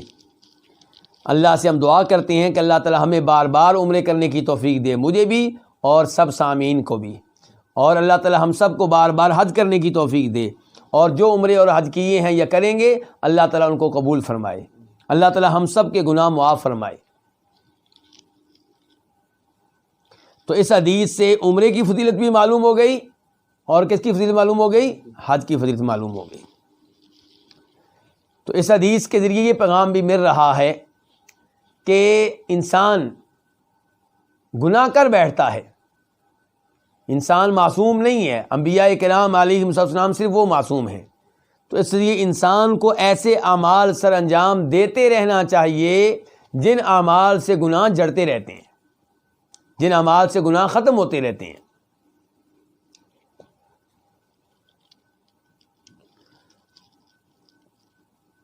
اور یہاں پہ بلکہ مجھے ایک اور حدیث یاد آ گئی جس میں نبی علیہ الصلوۃ والسلام فرماتے ہیں، اسے دیگر ائمہ کرام کے ساتھ ساتھ امام ابن ماجہ نے بھی روایت کیا ہے، اور روایت صحیح ہے۔ وہ کیا ہے کہ تابعوا بین الحج والعمرہ، حج عمرہ یکے بعد دیگرے کرتے رہا کرو۔ کیا مطلب؟ حج کے بعد آپ عمرہ کریں، عمرے کے بعد حج کریں، ایک حج کے بعد دوسرا حج کریں، ایک عمرے کے بعد دوسرا عمرہ کریں، یہ سلسلہ رکنے نہ پائے۔ یہ کہہ کے مطمئن نہ ہو جائیں جی میں نے فرض ادا کر لیا بس اب اور بڑے کام پڑے ہیں، نہیں، اللہ سے دوبارہ دعا کریں، یا اللہ اب ایک اور حج کی توفیق دے، یا اللہ اب ایک اور عمرے کی توفیق دے، اور اس کے لیے مال جمع کرنے کی بھی کوشش کریں۔ ٹھیک ہے ایک فرض حج کے بعد ایک اور حج واجب نہیں ہے، ٹھیک ہے آپ نے عمرہ کر لیا، ایک دوسرا عمرہ آپ کے لیے ضروری نہیں ہے، لیکن کوشش ہونی چاہیے، کیونکہ اللہ کے رسول ترغیب دے رہے ہیں، فرما رہے ہیں حج عمرہ یکے بعد دیگرے کرتے رہا کرو، فَإِنَّهُمَا يَنْفِيَانِ الْفَقْرَ وَالذُّنُوبَ، حج عمرہ کر لینے سے غربت بھی ختم ہوتی ہے، گناہ بھی ختم ہوتے ہیں۔ کتنی عظیم عبادت ہے کہ جس کے بارے میں آپ کہہ رہے ہیں غریبی بھی ختم ہوگی، گناہ بھی ختم ہوگی۔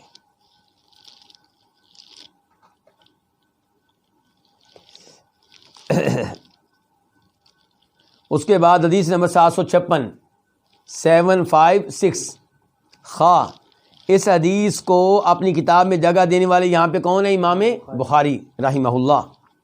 عن عائشہ ام المؤمنین رضی اللہ عنہما قالت، ام المؤمنین عائشہ رضی اللہ عنہا سے روایت ہے، وہ فرماتی ہیں قلت، میں نے کہا یا رسول اللہ، اے اللہ کے رسول، الا نغزو ونجاہد معکم، ہم آپ کے ساتھ، آپ لوگوں کے ساتھ، یعنی کہ آپ اور آپ کے صحابہ کرام، ہم آپ لوگوں کے ساتھ جنگ نہ لڑیں، جہاد نہ کریں۔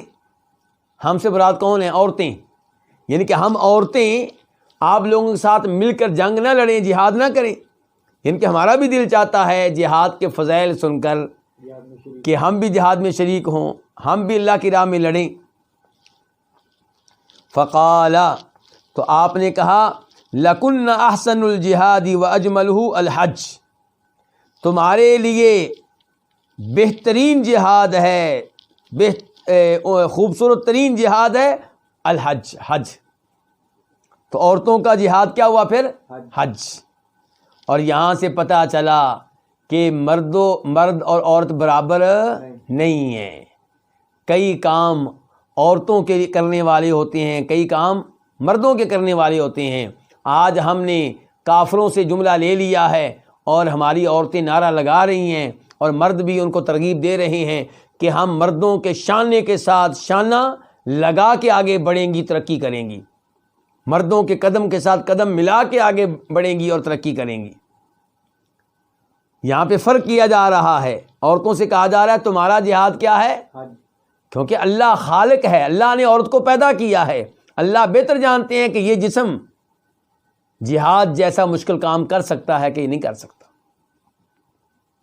اور پھر دیکھیں جن عورتوں نے جہاد یا جہاد سے ملتے جلتے کام کیے، مثال کے طور پہ کھیلوں میں آ گئیں، کرکٹ میں آ گئیں، ہاکی میں آ گئیں اور مشکل کام کرنے شروع کر دیے، تو کیا ہوا؟ ان سے نسوانیت جاتی رہی۔ وہ جو اللہ تعالی نے عورت میں ایک خوبی رکھی ہے، اس کے جسم میں، اس کے شکل و صورت میں ایک جو معصومیت سی ہوتی ہے، ایک جو شرم و حیا ہوتی ہے، کہ نزاکت ہوتی ہے، وہ ختم ہو جاتی ہے، ان کا چہرہ مردوں جیسا لگنا شروع ہو جاتا ہے۔ تو جس کا کام اسی کو ساجے، کیا اللہ تعالیٰ نے مردوں کی ڈیوٹی لگائی ہے کہ بچے پیدا کریں؟ یہ ڈیوٹی کس کی لگائی ہے؟ عورتوں کی۔ اور یہ کوئی چھوٹی ڈیوٹی نہیں، بہت بڑی ڈیوٹی ہے۔ بچے پیدا کرنا، انہیں پالنا، انہیں دودھ پلانا، چھوٹی عمر میں ان کا خیال رکھنا، یہ کام مرد نہیں کر سکتے۔ اس کام کے لیے اللہ تعالی نے عورتوں کو رکھا ہے، جن کے دلوں میں اللہ نے بچوں کی محبت ڈال رکھی ہے، جن کے دلوں میں اللہ نے رحمت رکھی ہے، جو بچوں کو مارنے سے گریز کرتی ہیں، کوشش کرتی ہیں کہ مارنا نہ پڑے۔ اگر مردوں کے بس میں یہ بچے ہوں تو شاید کئی مرد پہلے سال میں ہی اپنے بچے کو قتل کر ڈالیں کہ یہ میری نیند خراب کرتا ہے، یہ میرے اوپر پیشاب کر دیتا ہے، سردیوں میں اس کی وجہ سے بستر گیلا ہو جاتا ہے، اٹھنا پڑتا ہے۔ تو کہنے کا مطلب یہ ہے کہ ہمیں غیر مسلموں کے ان نعروں سے متاثر نہیں ہونا چاہیے۔ میری مائیں بہنیں، اللہ نے جو ان کی ڈیوٹی دی ہے اسی ڈیوٹی پہ رہیں۔ گھر میں رہنا، خاوند کو سکون دینا، تھکا ہارا آیا ہے، کئی لوگوں سے لڑ کے آیا ہے، کئی لوگوں سے مار کھا کے آیا ہے، کئی لوگوں سے BC کروا کے آیا ہے، آپ فریش ہوں، تازہ دم ہوں، گھر میں آتے ہی خاوند کو سنبھالیں، چائے پیش کریں، پانی پیش کریں۔ اگر آپ بھی جاب پہ جاتی ہیں، وہ بھی جاب پہ جاتا ہے، تو جب وہ آئے گا آپ خود تھکی ہوئی ہوں گی، لڑائی ہو جائے گی آپس میں، اور اس وجہ سے طلاقیں بڑھ جاتی ہیں۔ لیکن میں یہ نہیں کہتا کہ عورت کا جاب کرنا حرام ہے، یہ میں بالکل نہیں کہہ رہا، لیکن بنیادی ذمہ داری کیا ہے عورت کی؟ کہ گھر میں رہے، بچوں کی تربیت کرے، بچوں کو پالے اور خاوند کی اطاعت کرے، اس کو سکون دے۔ اور کتنی اچھی ڈیوٹی دی ہے اللہ تعالیٰ نے عورتوں کو۔ اب جو عورتیں جاب کر رہی ہیں ان سے آپ بات کریں، کیسے تنگ ہوتی ہیں صبح صبح، اور اس وجہ سے وہ عورتیں خود بتاتی ہیں کہ ہمیں اپنے بچوں کی پٹائی کرنا پڑتی ہے، کیونکہ ہم نے خود بھی تیار ہونا ہے، اپنے کپڑے بھی تبدیل کرنے ہیں، شوہر کو بھی کپڑے دینے ہیں، اور ان بچوں کو بھی تیار کرنا ہے، کھانا خود بھی کھانا ہے، شوہر کو بھی کھلانا ہے، بچوں کو بھی کھلانا ہے، گاڑی پہنچ گئی ہے، بچے تیار نہیں ہو رہے تو پٹائی کرنا پڑتی ہے۔ کیا بچوں کی حق تلفی نہیں ہو رہی؟ آپ نے تو نعرہ لگا لیا کہ جناب والا ہم نے ترقی کرنی ہے، آدھی آبادی گھروں میں بیٹھ جائے تو ترقی کیسے کریں گے، لیکن آپ نے پورے ملک کو تباہ و برباد کر کے رکھ دیا اس وجہ سے، سوچ کی وجہ سے۔ ان معصوم بچوں کو سکون کون دے گا؟ کیا آپ سمجھتے ہیں کہ یہ ادارے جو بچوں کے لیے قائم ہیں وہ بچوں کو وہ محبت دے سکتے ہیں جو ماں دے سکتی ہے؟ کبھی بھی نہیں۔ تو بہرحال اسی میں خیر ہے جس کی ترغیب قرآن و حدیث میں ملتی ہے۔ اللہ تعالیٰ کیا کہتے ہیں؟ وَقَرْنَ فِي بُيُوتِكُنَّ، کہ اپنے گھروں میں ٹک کر بیٹھی رہو، اور پہلے زمانے کی، کفر کے زمانے کی عورتوں کی طرح بے پردہ ہو کے گھروں سے باہر نہ نکلو۔ اس سب کے باوجود اگر کوئی بیوہ عورت مجبور ہے، جاب کرتی ہے، کوئی مسئلہ نہیں ہے، پردے میں رہ کے اور ایسے ماحول میں جاب کرے جہاں پہ شریعت کی خلاف ورزی نہ ہو. ایسے ہی کوئی طلاق یافتہ عورت ہے یا بیوہ نہیں ہے، طلاق یافتہ نہیں ہے، اس کا خاوند جو ہے کماتا نہیں ہے، سست ہے یا معذور ہے یا بیمار ہے، تو کوئی بات نہیں، کوئی حرج نہیں ہے اس میں.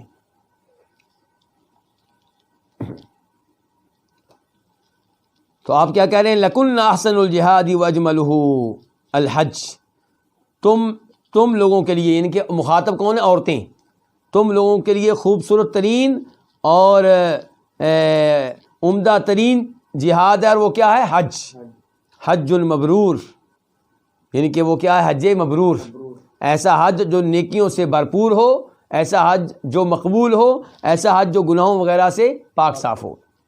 فقالت عائشہ، تو جناب عائشہ فرماتی ہیں حدیث بیان کرنے کے بعد، فلا ادع الحج بعد اذ سمعت هذا من رسول اللہ صلی اللہ علیہ وسلم، تو میں حج نہیں چھوڑتی بعد اس کے کہ میں نے یہ فضیلت سنی ہے نبی علیہ الصلوۃ والسلام سے.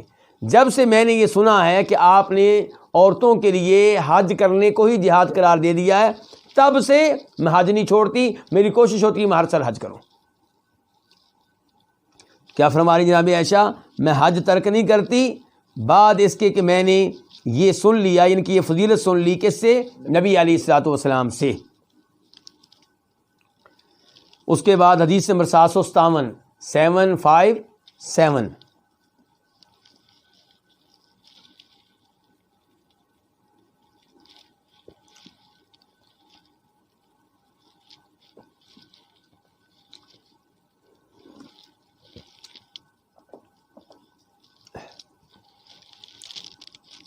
میم، اس حدیث کو اپنی کتاب میں جگہ دینے والے امام کون ہے؟ امام مسلم.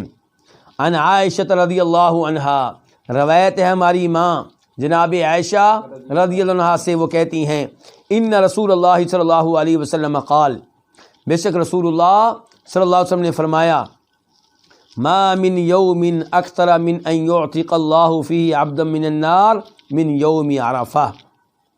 کوئی دن ایسا نہیں جو اللہ کے بندوں کو جہنم سے آزاد کرنے کے اعتبار سے یوم عرفہ سے بڑھ کر ہو. یعنی کہ اللہ رب العزت مختلف ایام میں اپنے کئی بندوں کو جہنم کی آگ سے کیا دیتے ہیں؟ آزادی دیتے ہیں، جہنم کی آگ سے نجات کا پروانہ دیتے ہیں.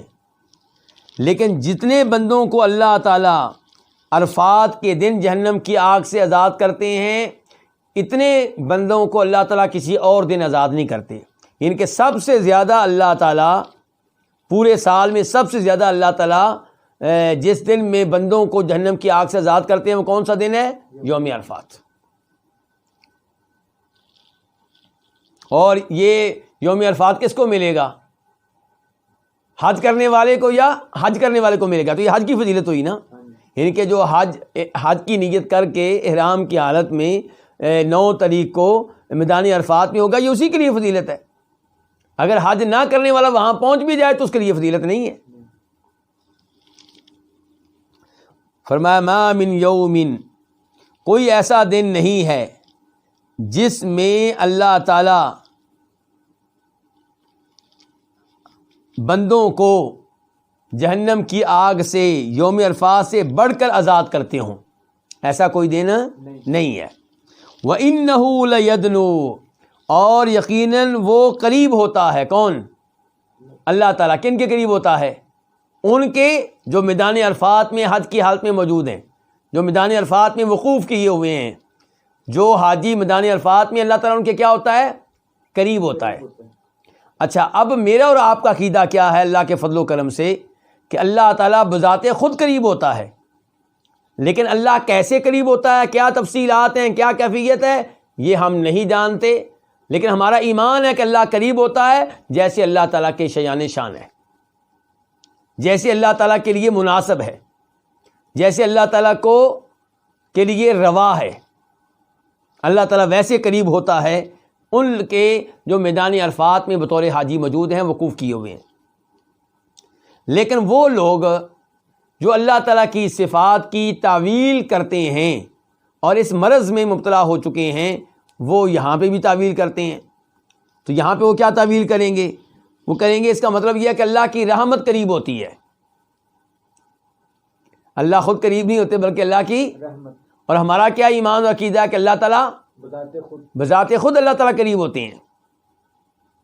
اور اللہ تعالیٰ کا ان کے قریب ہونا اس بات کی دلیل ہے کہ یہ عظیم لوگ ہیں جن کے اللہ قریب ہو رہا ہے. جیسے اللہ تعالیٰ فرماتے ہیں سورہ بقرہ میں وَإِذَا سَأَلَكَ عِبَادِي عَنِّي فَإِنِّي قَرِيب. جب آپ سے میرے بندے میرے بارے میں سوال کریں تو یقیناً میں قریب ہوں. اجیب دعوت الداعی، دعا کرنے والے کی دعا کو قبول کرتا ہوں. یعنی کہ دعا کرنے والا جب دعا کرتا ہے میں اس کے قریب ہوتا ہوں. اور امام ابن تیمیہ نے خبردار کیا ہے کہ اللہ تعالیٰ کا جو قرب ہے یہ صرف ان کو ملتا ہے جو وہ عمل کرتے ہیں جو اللہ کو پسند ہے.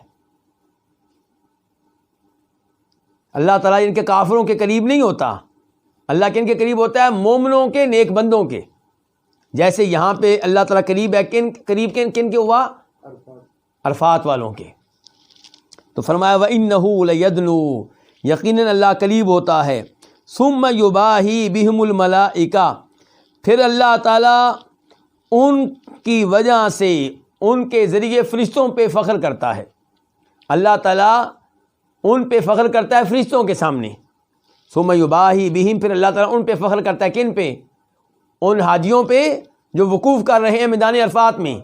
اللہ تعالیٰ فخر کرتا ہے کن کے سامنے؟ فرشتوں کے سامنے. کیا کہتے ہیں اللہ تعالیٰ؟ فَيَقُولُ، تو اللہ تعالیٰ فرماتے ہیں مَا أَرَادَ هَؤُلَاءِ، انہوں نے کیا ارادہ کیا ہے، یہ اس میدان میں کیا لینے آئے ہیں، یہ کیا چاہتے ہیں. اللہ تعالیٰ جانتے ہیں وہ کیا لینے آئے ہیں. اللہ کی رضا لینے کے لیے آئے ہیں، اللہ کو راضی کرنے کے لیے آئے ہیں، گناہوں کی بخشش لینے کے لیے آئے ہیں، جنت لینے کے لیے آئے ہیں، جہنم کی آگ سے نجات کا پروانہ لینے کے لیے آئے ہیں. لیکن اللہ تعالیٰ فرشتوں سے سننا چاہتے ہیں. اللہ تعالیٰ فخریہ انداز میں کہتے ہیں کہ فرشتوں بتاؤ میرے یہ بندے کیا لینے آئے ہیں. تو اب دیکھیں اللہ تعالیٰ فخر کرتے ہیں کن پہ؟ ان حاجیوں پہ جو احرام کی حالت میں وقوف کر رہے ہیں میدان عرفات میں فرشتوں کے سامنے. تو ہمارا اس پہ بھی ایمان ہے کہ اللہ تعالیٰ فخر کرتے ہیں جیسے اللہ کے شان شان ہے. ہم اس کی بھی کوئی تعویل نہیں کریں گے. تو بہرحال اس حدیث سے شان اور مقام معلوم ہو رہا ہے کن کا؟ ان حاجیوں کا جو میدان عرفات میں آتے ہیں. اور پتہ چلا کہ میدان عرفات میں آنا کتنی عظیم سعادت ہے جو حالت احرام میں آئے، جو حج میں حالت احرام میں آئے. اور یہ بھی پتہ چلا کہ اللہ تعالیٰ کئی لوگوں کو جہنم کی آگ سے آزاد کرتے ہیں، اور سب سے زیادہ کس دن آزاد کرتے ہیں؟ عرفات کے دن. اور یہ بھی پتہ چلا کہ اللہ تعالیٰ اہل عرفات کے قریب ہوتے ہیں، اور اللہ تعالیٰ فرشتوں کے سامنے ان پہ کیا کرتے ہیں؟ فخر کرتے ہیں.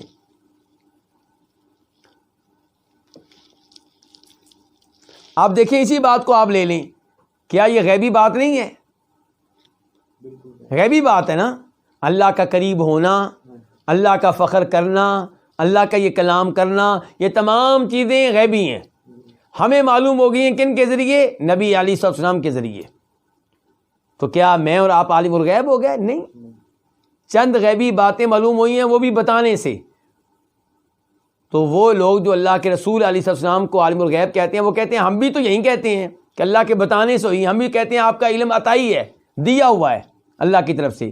لیکن ہم کہتے ہیں عطائی بھی آپ عالم الغیب نہیں ہیں، کیونکہ عطائی طور پہ بھی آپ کو وہی غیبی باتیں معلوم ہیں جو اللہ نے بتا دیں، جو نہیں بتائیں وہ معلوم نہیں ہیں. اسی لیے آپ کو یہ معلوم نہیں تھا کہ قیامت کب آئے گی. نشانیاں بتائی ہیں، علامات بتائی ہیں، لیکن اس کی ڈیٹ یا تاریخ باقاعدہ طور پہ نہیں بتائی.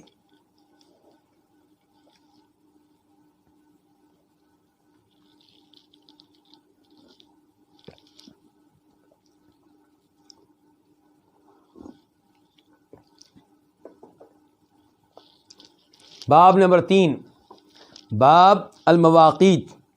یہ باب کس کے بارے میں ہے؟ مواقیت کے بارے میں. مواقیت جمع ہے کس کی؟ میقات کی. میقات اس مقام کو کہتے ہیں، اس جگہ کو کہتے ہیں جو نبی علیہ الصلوۃ والسلام نے اس لیے مقرر کی ہے تاکہ وہاں سے حج کرنے والا حج کی نیت کر لے، عمرہ کرنے والا عمرے کی نیت کر لے.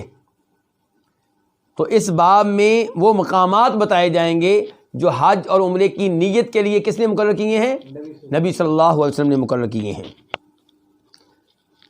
حدیث نمبر 758 758 قاف، اس حدیث کو اپنی اپنی کتب میں جگہ دی کنہوں نے؟ امام بخاری نے اور امام مسلم نے۔ ان عبداللہ بن عمر رضی اللہ عنہ، روایت ہے عبداللہ بن عمر رضی اللہ تعالیٰ عنہ سے، ان رسول اللہ صلی اللہ علیہ وسلم قال، بے شک رسول اللہ صلی اللہ علیہ وسلم نے فرمایا، یحل اہل المدینۃ من ذی الحلیفہ واہل الشام من الجحفہ واہل نجد من قرن۔ یحل احلال سے ہے، اور احلال کہتے ہیں آواز کو بلند کرنا۔ احلال کا معنی کیا ہوتا ہے؟ آواز کو بلند کرنا۔ مراد یہ ہے کہ تلبیہ کہتے ہوئے اپنی آواز کو بلند کرنا، اونچی آواز سے کہنا لبیک اللہم حجن، اے اللہ میں حج کے لیے حاضر ہوں، اور پھر کہنا لبیک اللہم لبیک، لبیک لا شریک لک لبیک، ان الحمد والنعمت لک والملک لا شریک لک۔ تو یہ اونچی اونچی آواز سے جو آپ تلبیہ پڑھتے ہیں، یہ کیا؟ احلال۔ تو اب فرمایا یحل اہل المدینۃ من ذی الحلیفہ، مدینہ والے مقام ذو الحلیفہ سے تلبیہ کہیں گے، یعنی کہ حج کی نیت کریں گے۔ حج کی نیت کہاں سے کریں گے؟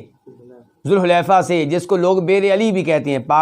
پاکستان اور انڈیا کے لوگ اور بنگلہ دیش کے، افغانستان کے، یہ ان ممالک کے لوگ جو ہیں اس کو بیر علی بھی کہتے ہیں۔ تو فرمایا اہل مدینہ تلبیہ کہیں گے، نیت کریں گے کس کی؟ حج عمرے کی۔ کہاں سے؟ ذو الحلیفہ سے۔ تو ذو الحلیفہ سے، پہلے پوری حدیث کا ترجمہ کر لوں، پھر میں وہ بات بتاؤں گا جو بتانا چاہ رہا تھا۔ وَأَهْلُ الشَّامِ مِنَ الْجُحْفَةِ، اور اہل شام وہ نیت کریں گے، وہ تلبیہ کہیں گے کہاں سے؟ جوفا سے۔ اور اہل نجد تلبیہ کہیں گے کہاں سے؟ قرن سے، یعنی کہ قرن المنازل سے۔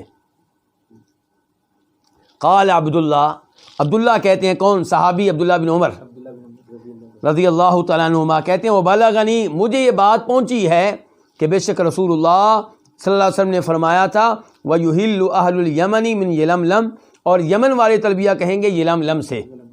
یعنی کہ عبداللہ بن عمر کہنا چاہتے ہیں کہ باقی حدیث تو میں نے اپنے کانوں سے سنی ہے، لیکن یمن والوں کا میقات جو آپ نے بیان کیا ہے یلملم سے، یہ میں نے خود نہیں سنی، یہ میں نے دیگر صحابہ کرام سے سنی ہے۔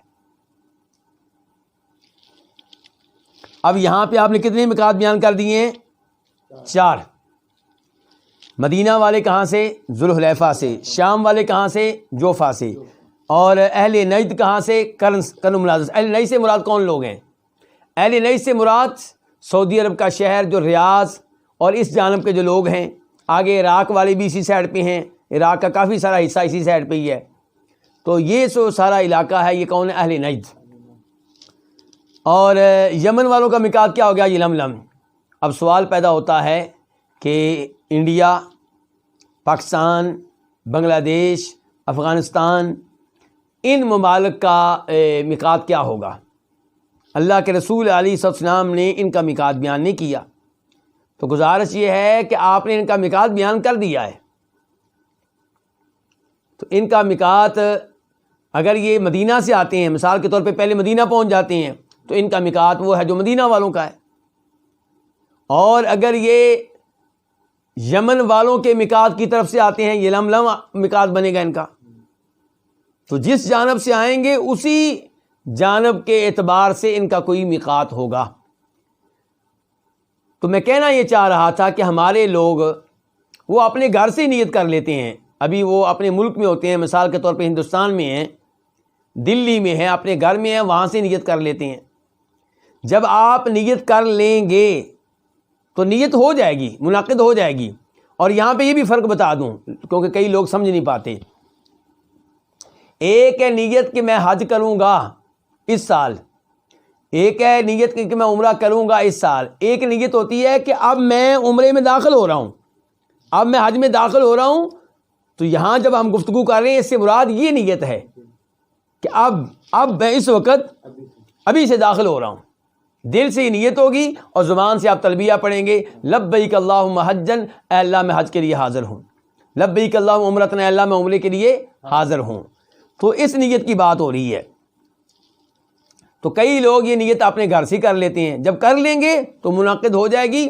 اب کیا ہوگا، اب آپ ایئرپورٹ پہ پہنچے، پتہ چلا آپ کی فلائٹ کینسل ہو گئی ہے، اب آپ حالت احرام میں رہیں گے۔ فلائٹ آپ کو ملے گی 5 دن کے بعد، 6 دن کے بعد، 10 دن کے بعد، یہ 10 دن آپ حالت احرام میں رہیں گے۔ سنت کے خلاف چلیں گے تو یہی کچھ ہوگا، نبی علیہ السلام کا طریقہ ترک کر دیں گے تو یہی کچھ ہوگا۔ اللہ کے رسول السلام نے میقات کیوں مقرر کیے ہیں؟ البتہ جب آپ کا جہاز، آپ کی فلائٹ اڑ جائے، اب کئی لوگوں کو خوف ہوتا ہے کہ کہیں ایسا نہ ہو کہ جہاز میں، فلائٹ میں مجھے نیند آ جائے، تو اس قسم کا خوف ہو تو پھر آپ جہاز اڑنے کے بعد نیت کر لیں، کوئی بات نہیں۔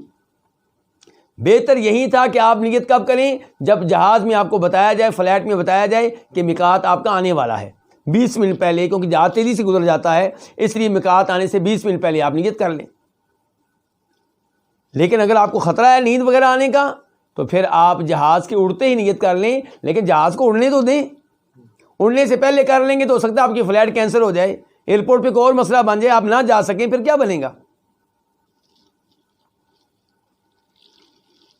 تو یہ میقات بتائے ہیں نبی علیہ الصلوۃ والسلام نے، اور یمن والوں کا میقات جو ہے وہ اور دیگر حدیث میں بھی آیا ہے، یہ کوئی کچی بات نہیں ہے، بلکہ اس کے بعد کی حدیث پڑھتے ہیں تو یہ بات مزید واضح ہو جائے گی۔ حدیث نمبر کون سی ہے؟ 759، 759 قاف۔ اس حدیث کے بیان کرنے پہ اتفاق ہے کس کا؟ امام بخاری کا اور امام مسلم کا۔ عن ابن عباس رضی اللہ عنہما قال، روایت ہے جناب عبداللہ بن عباس رضی اللہ عنہما سے، وہ کہتے ہیں وقت رسول اللہ صلی اللہ علیہ وسلم علی اہل المدینہ ذی الحلیفہ، کہ نبی علیہ الصلوۃ والسلام نے میقات بنایا اہل مدینہ کے لیے، کس کو؟ ذو الحلیفہ کو، والی اہل الشام الجحفہ، اور اہل شام کے لیے جوفا کو، والی اہل نجد قرن المنازل، اور اہل نجد کے لیے کس کو میقات مقرر کیا؟ قرن المنازل کو، والی اہل الیمن یلملم، اور یمن والوں کے لیے یلملم کو۔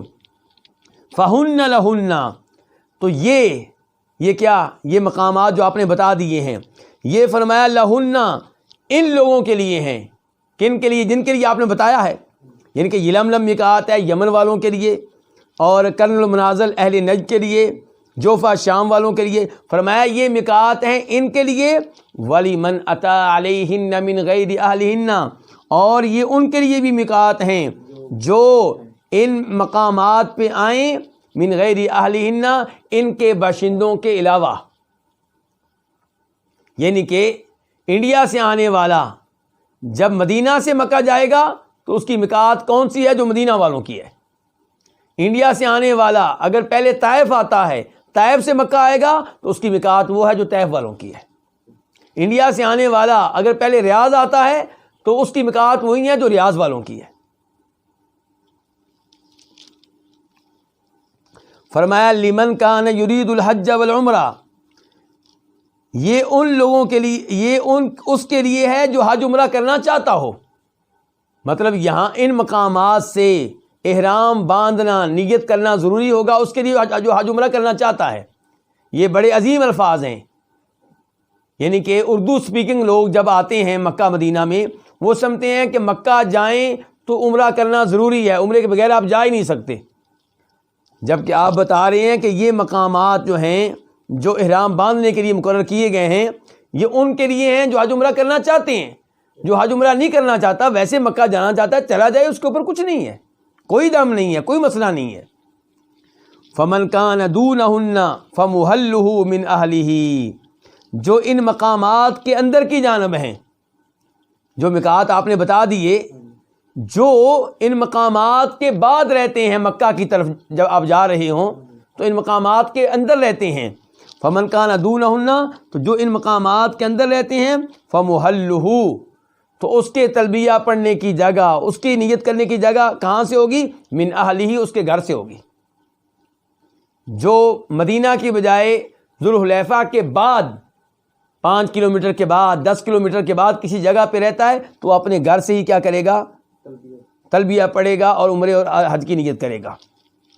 وَكَذَاكَ حَتَّى أَهْلُ مَكَّةَ يُحِلُّونَ مِنْهَا، اور اسی طرح یہاں تک کہ اہل مکہ یحلون، وہ تلبیہ کہاں سے پڑھیں گے؟ منہا، مکہ سے، یعنی کہ مکہ والے جب حج کی نیت کریں گے کہاں سے کریں گے؟ مکہ سے کریں گے۔ البتہ عمرے کی نیت وہ مکہ سے نہیں کریں گے بلکہ مکہ کی حدود حرم سے باہر نکل کر وہاں سے کریں گے۔ اور یہ بات ہمیں کیسے معلوم ہوئی؟ جناب عائشہ رضی اللہ عنہا نے جب آپ کے ساتھ مل کے حج کیا اور حیض کی وجہ سے ان کا عمرہ رہ گیا، جس کی نیت کر کے مدینہ سے آئی تھی، تلبیہ پڑھتے ہوئے آئی تھی، مکہ میں پہنچی تو حیض آ گیا، عمرہ نہ کر سکی، اوپر سے حج شروع ہو گیا۔ حج کر لیا اور حج کے دوران وہ پاک بھی ہو گئیں، حج کا طواف بھی کر لیا، صفا مروہ کی سعی بھی کر لی، لیکن وہ جو مستقل عمرہ کرنا چاہ رہی تھیں وہ رہ گیا، تو وہ پریشان تھیں، رو رہی تھیں، تو آپ نے ان کو عمرہ کروایا کہاں سے؟ تنعیم سے۔ کہاں بھیجا ان کو؟ جبکہ نبی علیہ الصلوۃ والسلام اور آپ کے ساتھی صحابہ کرام مدینہ واپس آنا چاہتے ہیں، الوداعی طواف رہ گیا ہے، وہ کر کے مدینہ واپس آنا چاہتے ہیں، اور ان کو انتظار اب کس کا ہے کہ جناب عائشہ کا عمرہ مکمل ہو۔ ان حالات میں آپ کا ان کو باہر بھیجنا، تنعیم بھیجنا، اس بات کی دلیل ہے کہ مکہ والے جب عمرہ کرنا چاہیں وہ حدود حرم سے باہر جائیں۔ اگر ادھر سے عمرہ کرنے کی گنجائش ہوتی تو ان حالات میں جو حالات میں نے آپ کو بتائے ہیں آپ جناب عائشہ کو اتنی دور نہ بھیجتے۔ تو اس لیے مکہ والے جب عمرہ کریں گے حدود حرم سے باہر نکلیں گے، تنعیم یا کوئی بھی اور جانب میدان عرفات کی طرف چلے جائیں، کیونکہ میدان عرفات بھی حدود حرم سے باہر ہے، اور حج وہ اس کی نیت مکہ سے ہی کریں گے۔ تو فرمایا وَكَذَاكَ، اسی طرح حتیٰ اہل مکہ یحلون منہا، یہاں تک کہ اہل مکہ یحلون تلبیہ پڑھیں گے، نیت کریں گے، منہا اس سے، کس سے؟ مکہ سے۔ وفی روایت لمسلم، اور مسلم کی ایک روایت میں ہے وقال صلی اللہ علیہ وسلم کہ آپ صلی اللہ علیہ وسلم نے فرمایا ہن لہم، کہ یہ جو میقات ہیں، یہ جو مقامات میں نے بتائے ہیں یہ ان کے لیے ہیں۔ کن کے لیے؟ جن کے لیے میں نے بتائے ہیں۔ تو ابھی ایک اور حدیث رہ گئی تھی جس کا تعلق میقات کے موضوع سے ہے، لیکن آپ لوگوں کا وقت ہو چکا ہے اور آپ نے ماشاءاللہ کافی ٹائم دیا ہے، میں مزید آپ کو آزمائش میں نہیں ڈالنا چاہتا۔ اللہ تعالیٰ آپ کے وقت میں برکتیں ڈالے۔ آپ اپنا قیمتی ترین 1.5 گھنٹہ دیتے ہیں اور یہ بڑی یعنی کہ عمدہ بات ہے، یقیناً اس وجہ سے اللہ آپ کے اوپر راضی ہوگا، اور دعا کرتے ہیں کہ اللہ راضی ہو، اللہ آپ کے وقت میں، آپ لوگوں کی اولاد میں، آپ لوگوں کے رزق میں برکتیں ڈالے، علم میں برکتیں ڈالے، اور اللہ تعالیٰ پوری زندگی ایسے ہی ہمیں قرآن پڑھنے کی، احادیث پڑھنے کی توفیق دے اور ان پہ عمل کرنے کی توفیق دے۔ اللہ کرے روز بروز ہمارا ایمان بڑھے نہ کہ کم ہو۔ وہ ساتھی جو ان دروس کی ریکارڈنگ کرتے ہیں اور پھر اسے یوٹیوب وغیرہ پہ شیئر کرتے ہیں اور دیگر معاملات دیکھتے ہیں، اور ہمارے شیخ شمس الزمان حفظہ اللہ، ان سب کی محنتیں اللہ قبول فرمائے۔ وآخر دعوانا ان الحمد للہ رب العالمین۔